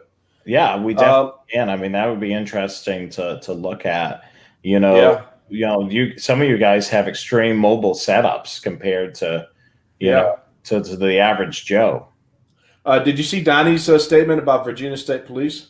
We're kind of skipping around here, so let's. Yeah, back at 6:13. So, well, it would have been 9:13 your time. So when I first started on the job, we got our squad cars did not have AM or AM/FM radios in them. Yeah, they ordered specifically without the AM/FM radios. So I carried a little portable radio with me in the car so I could, listen to music or listen to the ball game or something like that. And what they did in our town is they cut the plastic plate that went where the radio went, and that's where they stuck the siren box in there. And for our light controllers, there are 2 little switches. One was a toggle switch, and one that went in and out like the old headlight switches. I don't know if you're old enough to remember the headlight switches. You pulled the switch out 1 notch for the parking lights and 2 notches to get the headlights. We had a switch like that. You pulled it 1 notch, and we had to add 12 lights. And you pulled it the second night. That's when the spinners went. And then we had the 3-position toggle switch for the alley lights. And that was it. Now they got these computerized boxes and LED lights and lights on the corners and lights underneath. Crazy! It's crazy. I mean, since they switched to LED, I find that the lights can be at night sometimes really blinding and distracting. Yeah. We, one year, this is going back 20, 25 years ago, we had the first year they had strobes, little strobe lights. And they were so bright that it was a big problem. So the next year, they came out with a dimmer switch. So you turn the lights on at night, and then you press the switch, and that would reduce the voltage into the strobes so that they were a lot less bright. You could always tell when we had those cars when the guys were talking on the radios when the lights go on, because you hear this twing, twing, twing, twing sound as the strobes flashed. Yeah. Coming across the radio. So back in the day, we didn't even have AM/FM radios in the cars, in the squad cars, because they're just so basic. Yeah, Dave's got one NMO mount. So pictures, or it didn't happen, Dave. So Dave's got his monthly car wash ticket and 6-inch roof antenna with an NMO goes through, so that's fine. I've had antennas bent in the car wash, so I take mine off. So Will's got spring-wave, M-wave spring-loaded antennas, so those just fold over on the springs. Mine don't have springs on them, so. Let's see here. So he gets through the wash just fine. And I always gave Will a hard time because he bought those monthly car wash subscriptions where you pay X amount of dollars per month and you get as many washes as you want. And I always thought, that's goofy. I get my car washed twice a year, but they had a deal at the car wash here for $23 a month. I can wash it as many times as I want. So, was there an OMO before the NMO? Old Motorola mount before the NMO mount. You know what? I think actually there was, but I don't think it was called OMO, of course. But there was another style antennas. Another style of antennas that had the VHF whip, and as I recall, they had a black plastic or Bakelite kind of a rounded thing, and then the whip coming out, and it used a different mount than in an NMO. And this was back from the 60s and 70s, and I can remember those when my dad was an officer. He had those antennas on there. And it wasn't until when I first got on my first police department in the late 70s when I started seeing those newer metal mounts with the NMOs. So they did have some of those older ones. I have no idea what they're called back then. So Brian in Iowa's got a truck. Maybe you can mount a scanner antenna and a bed rail. So on the pickup trucks, you have these stake pockets. I think they're about the size of you stick a 2x4 in those. Yeah. And there's a company out there that makes mounts that fit inside a stake pocket. You can do just that. I've also seen people put an NMO mount on the rail of the bed, on the edge of the bed, if it's wide enough to to drill a 3/4 inch hole and get the stuff up underneath it. That would work as well. I've seen some guys do that. We had a pickup truck in my first police department, and they did something like that for the VHF radio. They put it on back. I forget why they couldn't put it on the roof because the light bar was there and there wasn't enough room there to put a antenna. So they put it on they drilled the hole on the bed of the pickup truck on the edge. I've seen guys that actually drilled the floor of the bed of a pickup truck and put an antenna on there. Wow. I mean, if you put it in the middle, it might work okay. Obviously, it's going to be below some of the other metal, but I don't know how well that worked. So Dale says the 3/8 inch hole mount was the big guy until the NMO came out. Yeah, so that's probably what this thing was. It was probably a 3/8 inch hole. So Joe, so BNC. It's another one of those abbreviations. Nobody knows what a BNC is. Well, now we do. It's a bayonet Neil Conselman connector. So Neil and Conselman were engineers who developed antenna connectors, and the bayonet. So there's a TNC, which is a twist. Those are the ones you used to see on the old, remember the old bag phones? Mm-hmm. They had that threaded connector. It kind of looked like an F connector, but it was a little bit bigger. That was a TNC. And then a BNC was the same size, but instead of having a threaded connector, it has the metal round piece with the two little nubs that stick out, and the antenna kind of twist and lock. That's a bayonet connector. One thing to remember, or maybe not to remember, but if you have an N male connector, and I don't have one here handy, it will fit directly onto a BNC. Push it right in there, so it's sized on there. So that's a neat little trick if you got an end male cable and you want to plug it onto a BNC, it works. Carmen said he worked the World Mobile on 10 meters with the 102-inch whip and ball mount from Radio Shack. Cheap and effective. That's those 102-inch whips were the CB antenna of the day. And they, 9 feet long and that big old ball mount on the side, just like the state police had. And it had a 3/8-inch threaded insert that you screwed the antenna whip onto. They work great. I had one on one of my trucks, and it worked really, really well.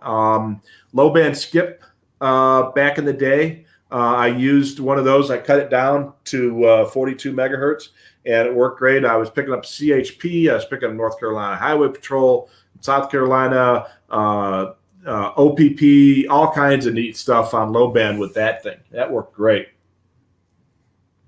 So Joe's got to remove his roof antennas because the garage lift pokes a hole in the ceilings. So I don't have one of these, but I've got a friend of mine who's got a lift in his garage because he's got a sports car that he drives about once a year. And so he's got a high clearance garage. So he's got this lift. So he pulls the sports car onto this lift, and then he puts it up into the upper part of the garage. And so he can use the lower part for his regular car because he's got enough vertical clearance. That's great. And it's crazy, but when you got a high clearance garage, you can do that sort of thing.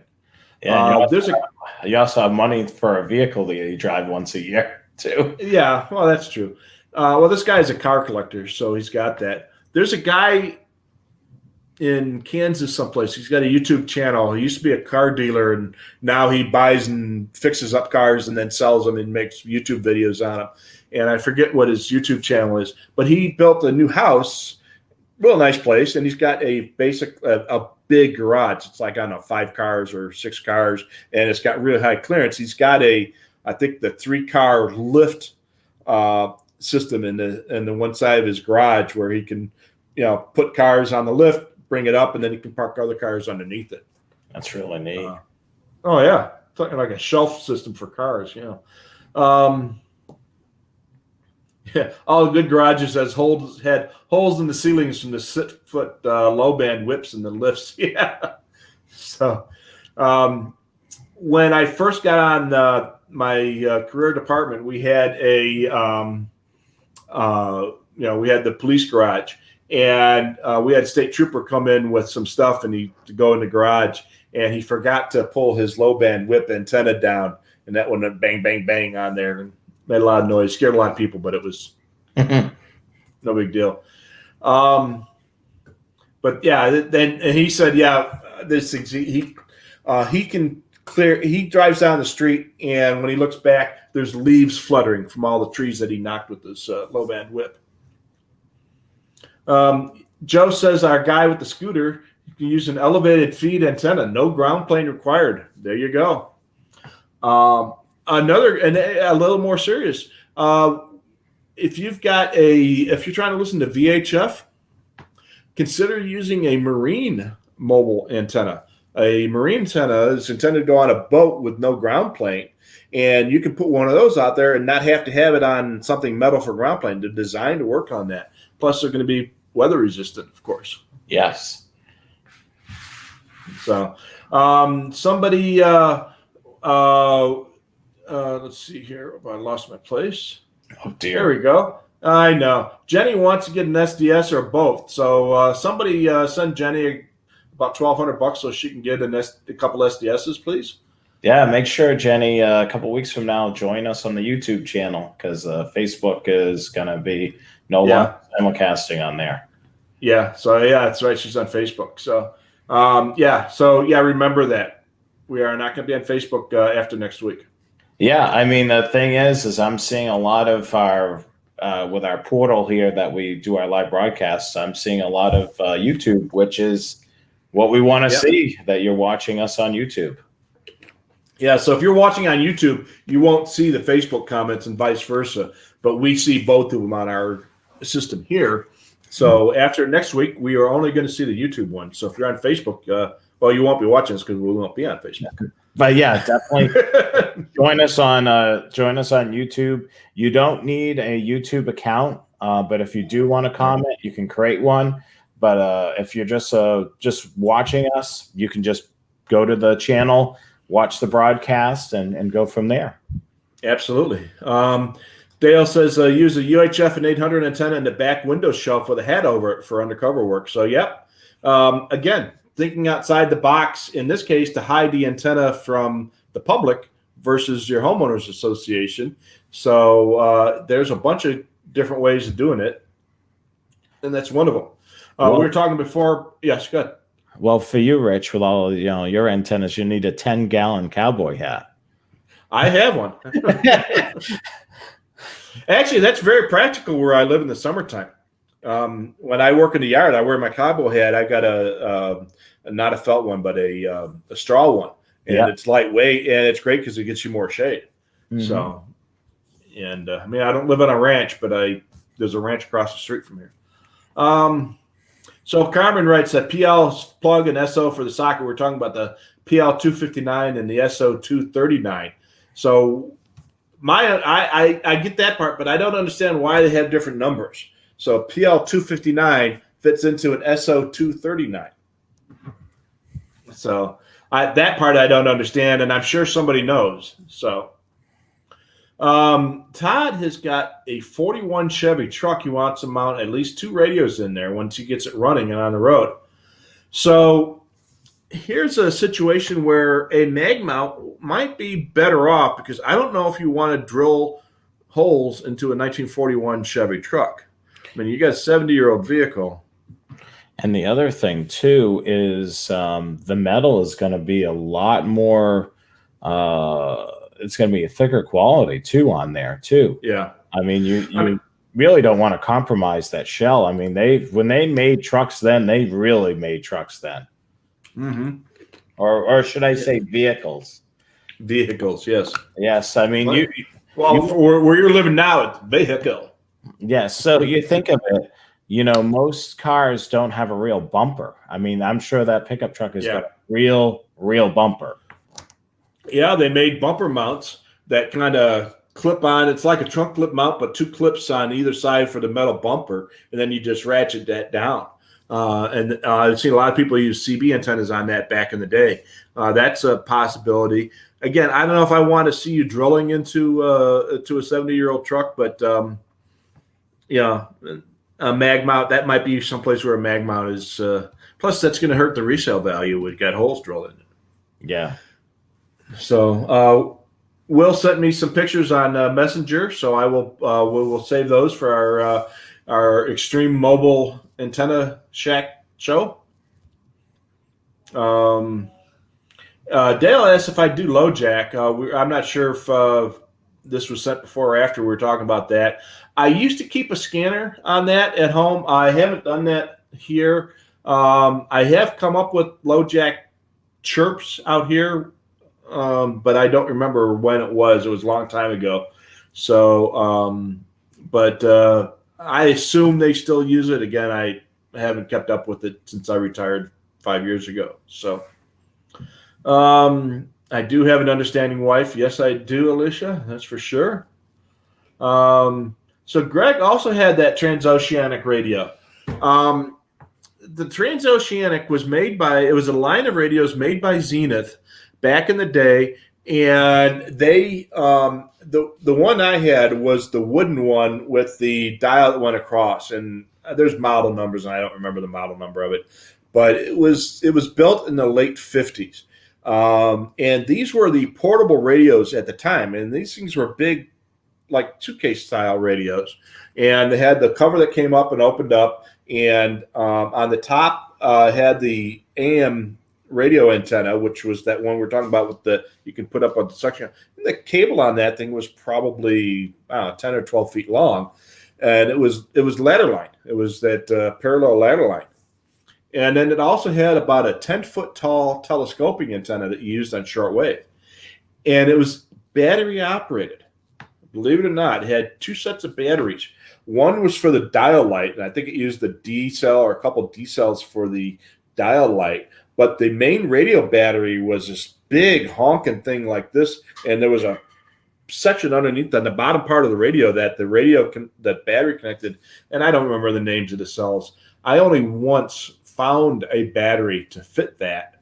My grandfather gave it to me in the mid 70s, I think. I was still in high school, I think, is when he gave it to me. Or maybe even before that. It might have been, when I was in grade school. But that thing worked great, and I actually did find a battery. I think I spent about $35 on a battery back in the 70s. $35, that was, like a year's allowance. I think I was getting 50 cents a week. For cutting the grass. Yeah, I'm not too sure if we've talked about that here or I talked about it with somebody. I mean, batteries are expensive. I mean, I was just looking at, just for the sake of it, we have a battery-powered weed eater, and we bought this combination, which was Cobalt. We bought a weed eater and a leaf blower, and it was about $120 or whatever it was. It was one of those deals that they had on the end cap. And I went to go look at a replacement battery. You know how much it was? Like $50, $60. Yeah, you spend almost as much on the batteries you do on the device. Yeah. I got the same thing. I had a battery-powered blower. They're theoretically leaf blowers, but since we don't have leaves here, we have dust.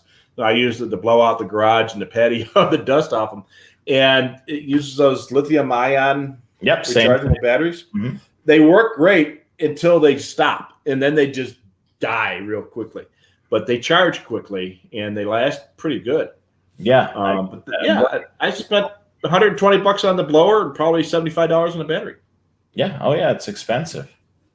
Yeah. So Dave writes that he would put parking tickets on little league park cars that had the 102-inch whip.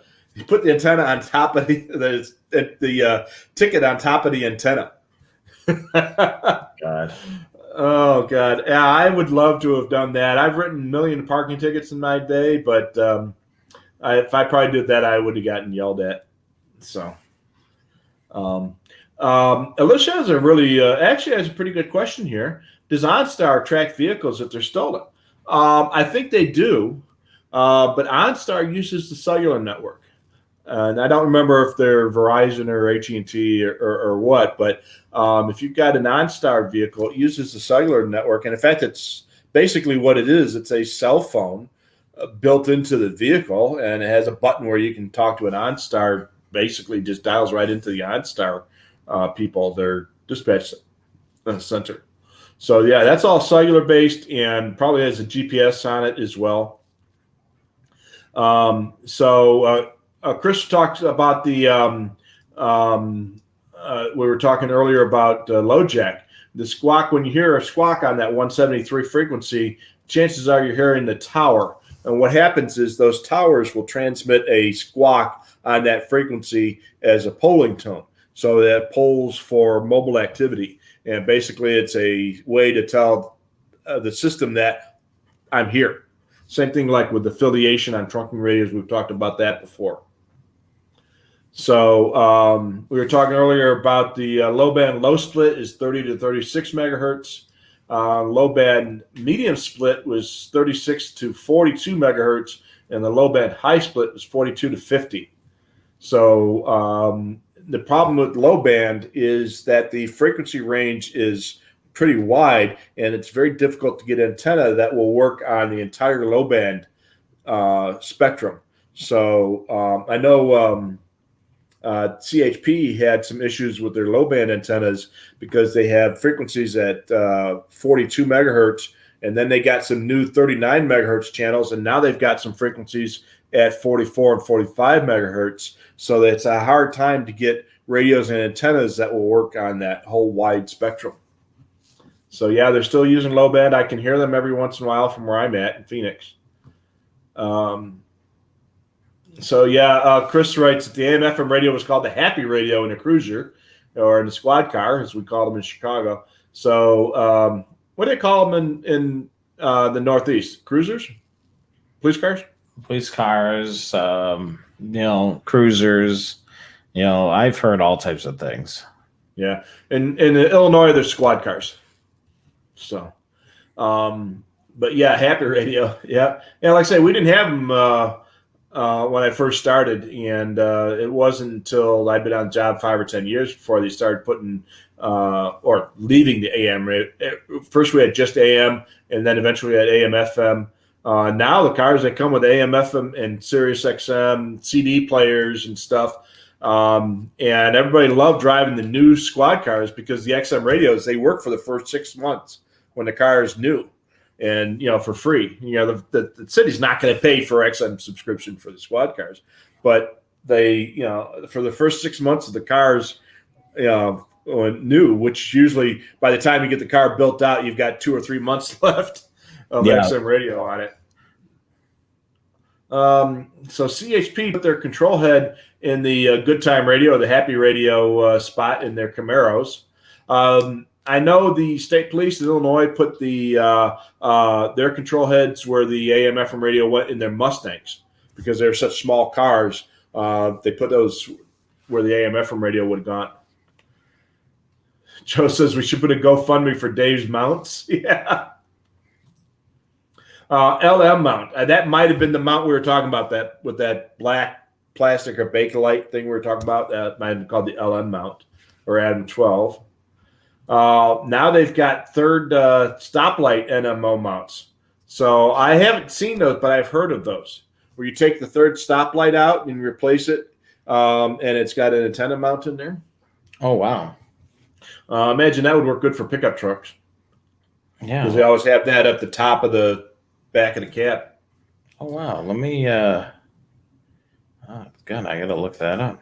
All right. Well, I'll go through a couple more of these while we're doing that. So the old Motorola antennas and mounts and whips were real thin and they broke frequently. Yeah, frequently. You could buy those whips in 2 thicknesses. They had the car wash version, which were real thin and very flexible. And then they had the thicker ones that were more sturdy and they had a larger bandwidth. They would be in tune at a wider range of frequencies. And they were also trimmable, so you could trim them. So Fire Dude has got a Chevy Impala, former police car. Got 3 antennas on the 3 holes on the trunk and 3 or 4 on the roof with rubber covers. Somebody earlier, I think Joe asked earlier if I seen the rubber covers for the old low band antennas. So when the state police in Illinois went from low band to Starcom on 800, they took the low band antennas out of a bunch of the cars, and they did have the rubber plate or rubber covers for the antennas that they took out. But on some of the cars, I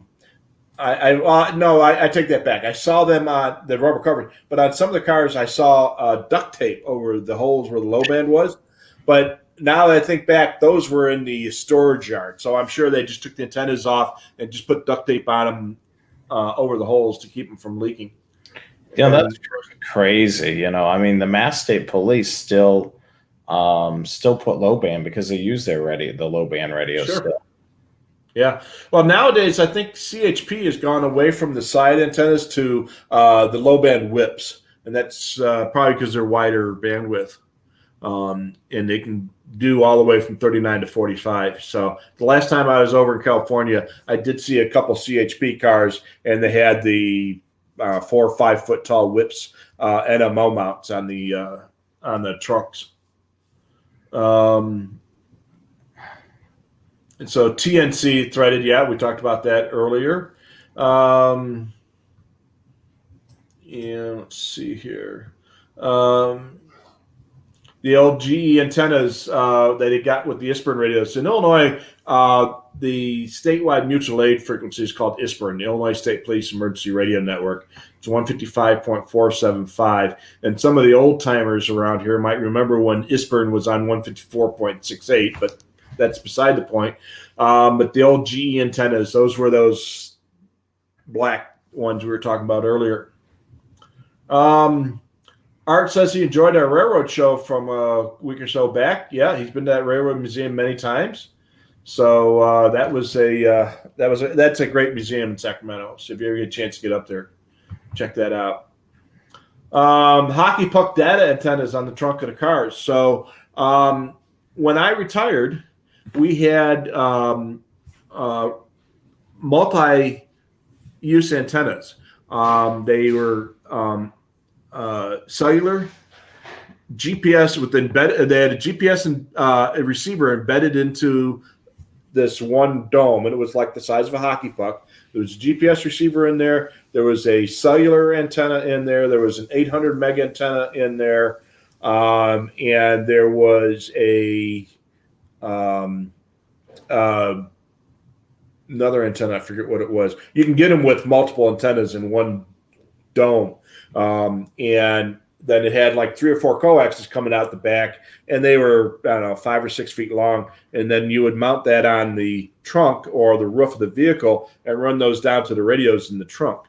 And we had those in a couple of the vehicles because we had all those devices in the trunk at the time. So they actually worked pretty well. And then later on, we had to start using separate antennas because eventually some of the stuff started going all front and some of the stuff was in the back, and it was so I mean, sure, that helped with having a short run too, with cable with it being right there. Yeah, absolutely. Carmen writes, CB shops will carry these stake-hole mounts for pickup trucks. So if you're up on the highway and you see a CB shop or a truck stop with a CB shop in them, check out that. They might have the pickup stake-hole mounts. Marine antennas are good for Corvettes. Yep. Corvettes are made out of fiberglass. Glass, yes. Yeah, so marine antenna might work for that. I don't know how you mount it. Steve's got his SDS that I sold him a few weeks back. It's working great. Fantastic. Let's see here. Yeah, so we're actually how they got to the PL259 and PL239. The first 238 versions of it didn't work, and so they got to the 239th version. So it's like the joke is Edison. He made 1,000 different items to use as a filament for a light bulb, and nobody ever hears about them. You only hear about the one that worked when he invented the light bulb. So, Todd, we were talking about his 41 truck. It's been in his family since 1947. So, yeah, I don't think he's going to drill any holes in that thing. I don't blame him. He's just getting used to it by now. Joe also wouldn't use a mag mount. It might do some damage. You might, that's a good point. A magnet mount can cause scratching. You don't want to drag it. You want to lift it up, place it down. And so if you're going to sorry, go ahead. No, I was going to say, when you put a mag mount on a roof, drop it down and pull it up. Drag it up. The other thing you want to do is you want to make sure the surface is dry and clean. You want to make sure there's no road debris, no dust, no sand or anything like that. The other thing too, if you are in the Northeast, leave the antenna in place during the winters, because if you take it off and then put it down and there's salt, that's going to cause havoc. So, make sure that surface, if you do have to pull it off in that time of the year, make sure the surface is completely clean before you place it back on. Yeah, absolutely. Now, the antennas that we sell do have a kind of a rubbery protected thing on the bottom of them, so that helps reduce the possibility of scratching. But again, very carefully pull it straight up to take it off the roof. Unless you don't care about the car. The other thing that you want to keep in mind too is you want the surface to be dry. Some of it has like a paper type of substance that's underneath. So if you do stick it on there, eventually it will dry. Some of the water will go into that papery substance. And when you pull it off, guess what? You're going to have some of that paper substance is going to be stuck to the paint of your vehicle. So that's another reason why you want the surface to be dry. Yeah. And if you leave it on there long enough, that rubber itself will start degrading and it'll cause. Now, usually you can wipe that off, but it's going to take a little bit of grease. Yeah, a rubber duck antenna has its place, but it's a time. There's a time and place for it. So, and Dave writes that the CHP retired their last Crown Vic last week. We had that on one of our shows a couple weeks ago? Didn't we have that? Yeah, we had it as a story, headline story that we included during the opening of the broadcast. All right, so here we're going to throw this one out to the crew out there. What can you do with a motorcycle? So when I was on the police department, we put an NMO mount. There was a fiberglass storage thing on the back of our motorcycles. And we would put an NMO mount on there. And then what I did is I took wire on the underside of this thing, and I basically taped it on the inside of this fiberglass, the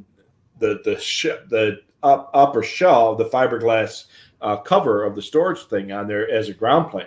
So I think I put 4 or 6 of these things out there, and basically just taped them on there with duct tape or something that worked fine.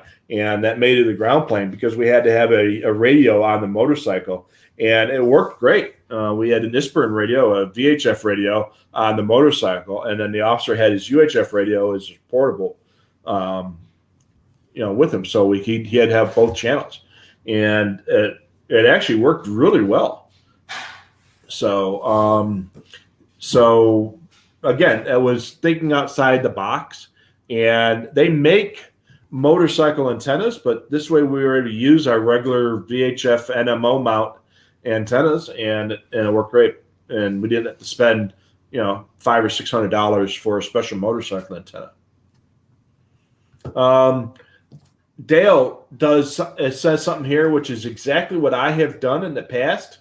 So you take a SO239 chassis mount, and that's the thing. It's got a square base with 4 holes on it, and the PL2, the SO239 socket on the top. And you basically, what you do is you flip it upside down, and then you solder a wire to the center conductor, to the center pin of that connector, and then 4 ground planes.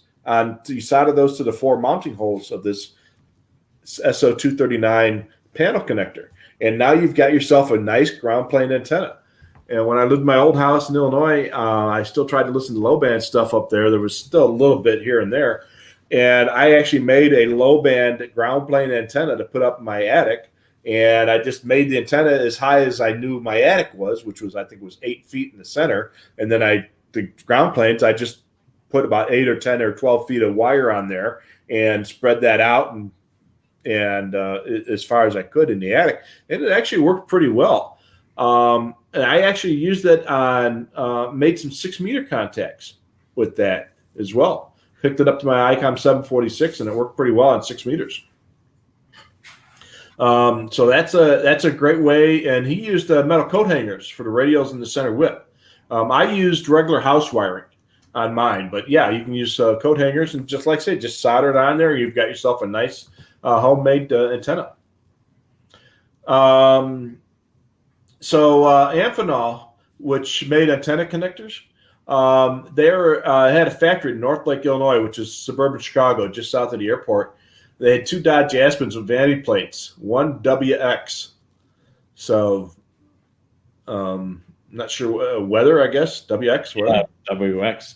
Usually TX and broadcasting, TX is traffic and WX is weather. Yeah. So there were a couple places in the Chicago area in the radio, for the radio industry. Of course, Motorola was founded in Chicago on the north side, and then they had their main operations out in Schaumburg for decades. Been out there many times. The company that makes the current company that we use to make our cases for their scanners is in the Chicago area, suburban Chicago. And there was another company, and I'm trying to remember the name of it, that also made cases. B Electronics was in suburban Chicago, and they made great cases. We had hundreds of their cases for our radios when I was on the police department. There was a bunch of other radio Shure microphones Almost all the microphones back in the day were made by Shure, and they were headquartered in suburban Chicago. There were a bunch of those type of places out there. Let's see, visible in a tree. We talked about that. Mag mounts, yeah. So yeah, one thing to be careful about with mag mounts is the wind can cause the coax to move around back and forth. Yeah. So yeah, that is a thing to consider. I had a mag mount that I put on the trunk lip and ran the coax inside the car right through the trunk lip, just like a trunk lip mount. And that kind of reduces the possibility. But again, if you're in a rental car or a lease car, you really don't care too much about it, that's going to be fine. Randy put a piece of contact paper on the bottom of his magnet. It's a lot easier to clean that once in a while, and you can replace that too. That's a great one. The low E glass house. That I don't remember seeing that question. I'm not quite sure. Oh, I see. I remember what you're talking about. So there are house windows for houses for to better insulate the windows, and some of those windows will have metallic sheaths in them. And if that's the case, that I'm sure that's going to attenuate the radio frequency. Again, if you remember the old Ford, I think it was the Crown Vics that had that metallicized window. You can always kind of see like a mirrored image, or a mirror. And I think the Ford kind of looked like coppery color mirror. Those were the ones with metallic windows.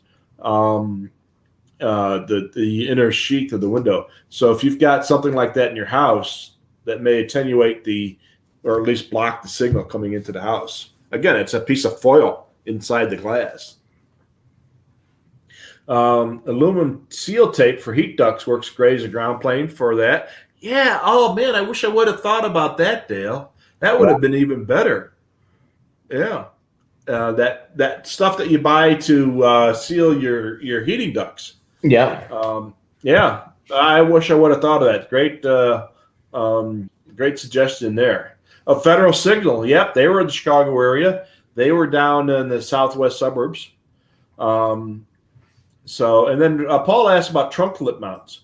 So yeah, I've used trunk lid mounts a lot in my time.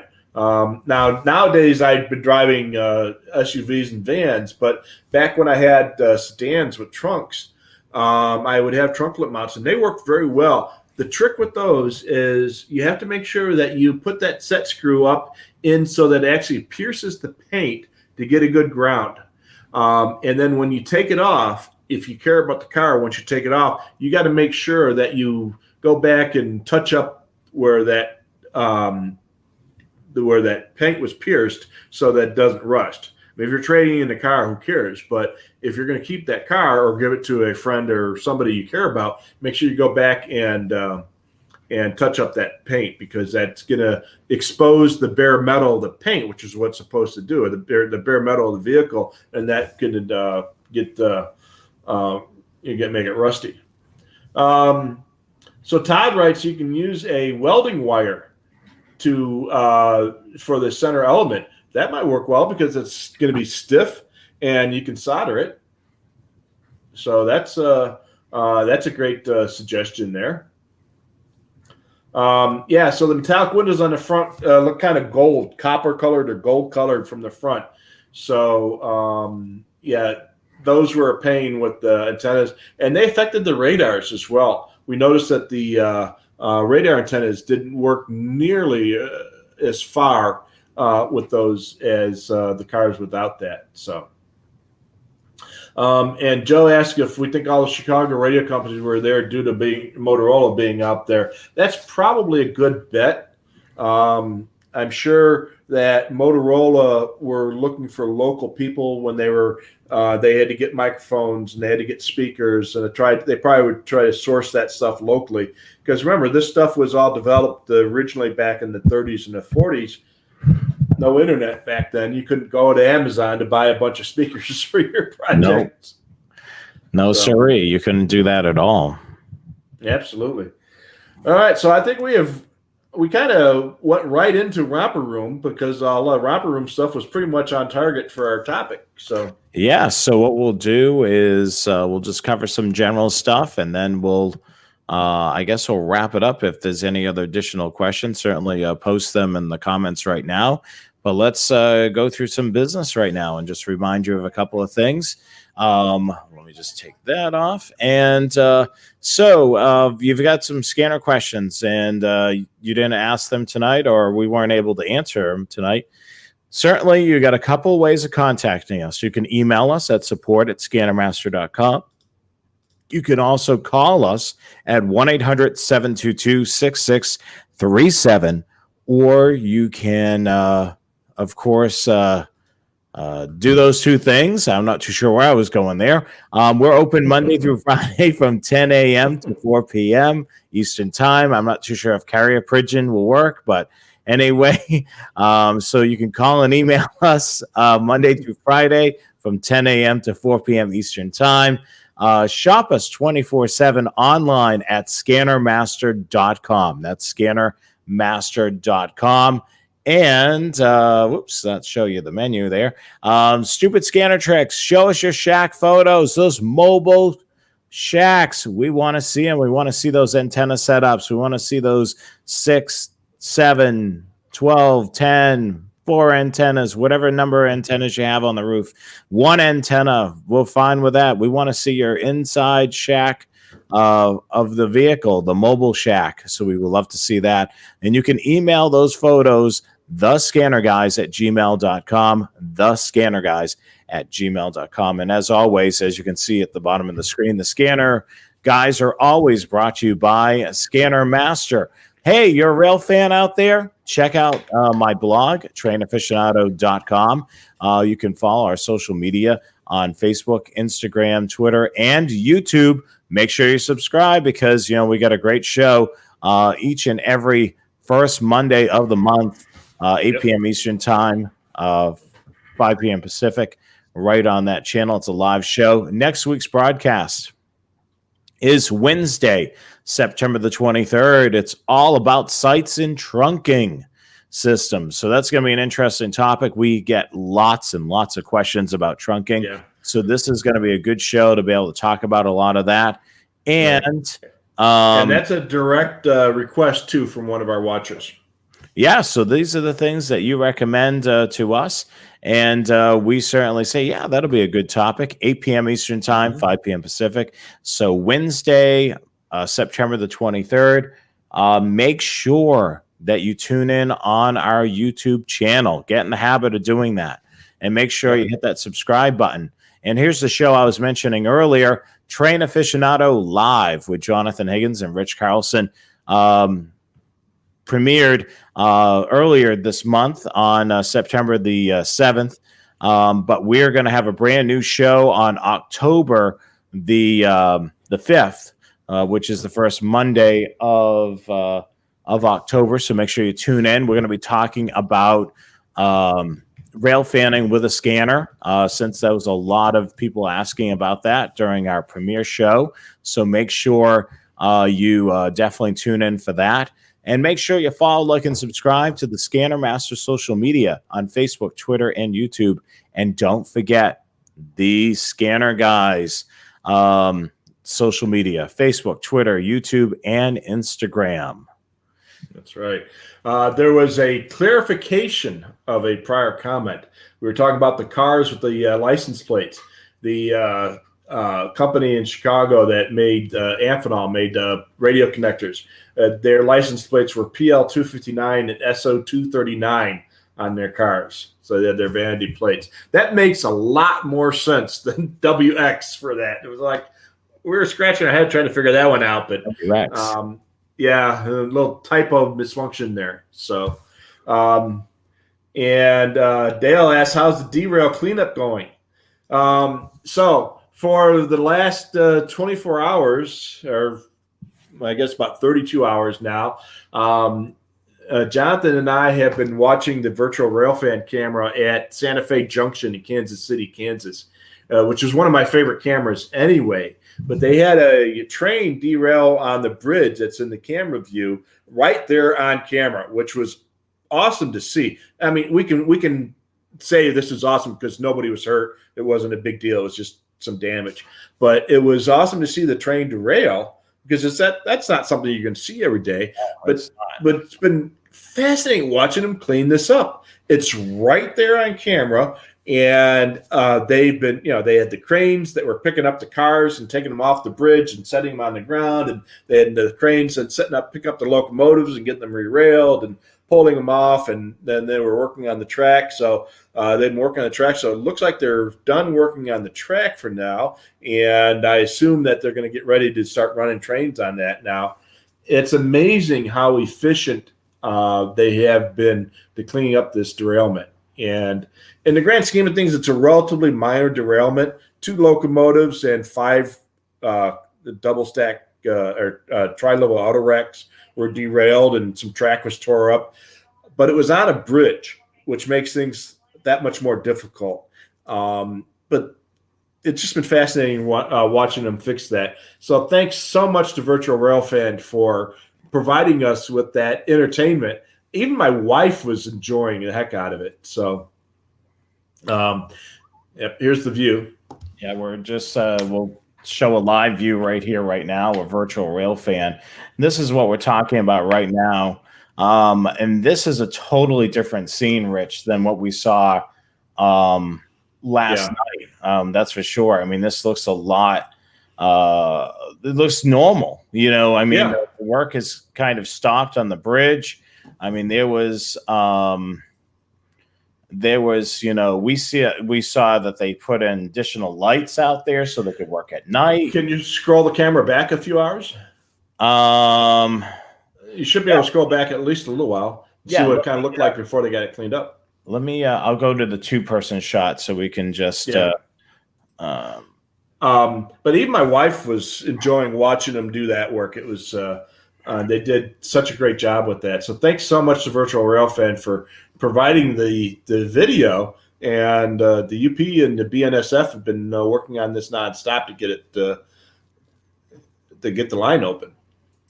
Yeah, I mean, it was crazy the amount of so people are asking how to get to that. If you go to YouTube and just do a search for Virtual Railfan, they've got 30 or 40 live cameras up there, and about half of them are free and half of them are subscription. So the free ones you can get on YouTube. So you can see right here. Let me make this so this is wider. Hold on 1 second. Let's see here. I'll do this here. So you can see here that all the cranes that they used. So the locomotives that you see over on the far right on the bridge were the 2 that were derailed, and they were able to right them on the tracks again. This is earlier today. As you can see, they're working to remove the track, and then they were replacing the track with brand new track later on today. But they had these pieces of equipment on the bridge over there to work on replacing the track. And I watched part of the video earlier. They were actually using the crane to lift these end loaders or backhoes or whatever you want to call them from ground level on top of the bridge, and they were using those cranes to. And unfortunately, the video has got the PTZ is zoomed over to the one side, but those 2 tri-level auto racks you see sitting on the ground a couple seconds ago were actually up on. Okay, they're great. They're moving the camera. Oh no, they weren't. So they actually took 2 cranes and they had cables on either side of this car, and then they just kind of brought it over here and then set it down. And from what I understand, those cars are loaded. So there's 18, 24 cars in each one of those auto racks. And there's 2 of them still sitting there. Here's a shot right here. You can see it.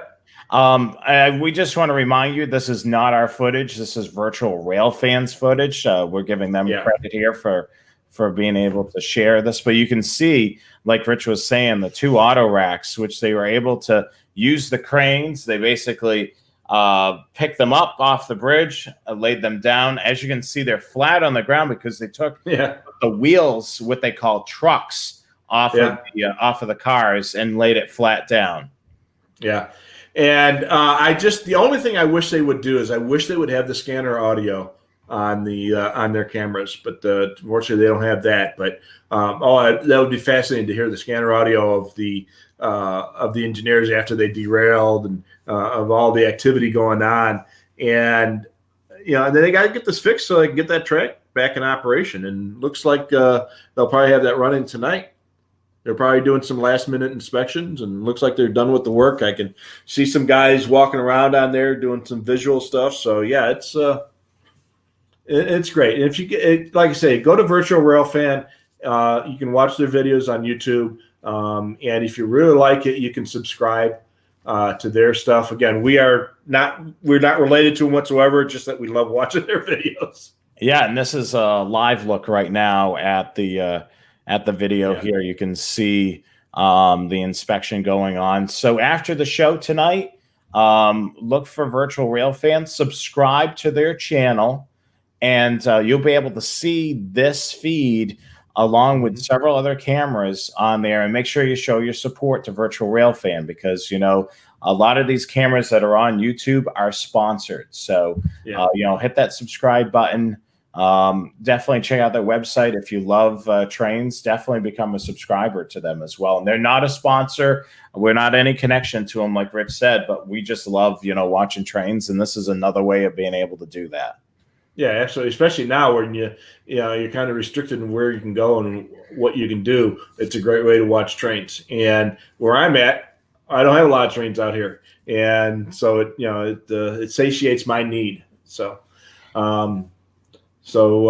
that's I think that's where we're at. Big guy. What I'll do is I know Joe asked. I will put the live link here. Yeah.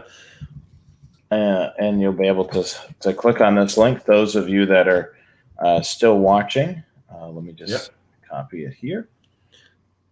Yeah, and here we go.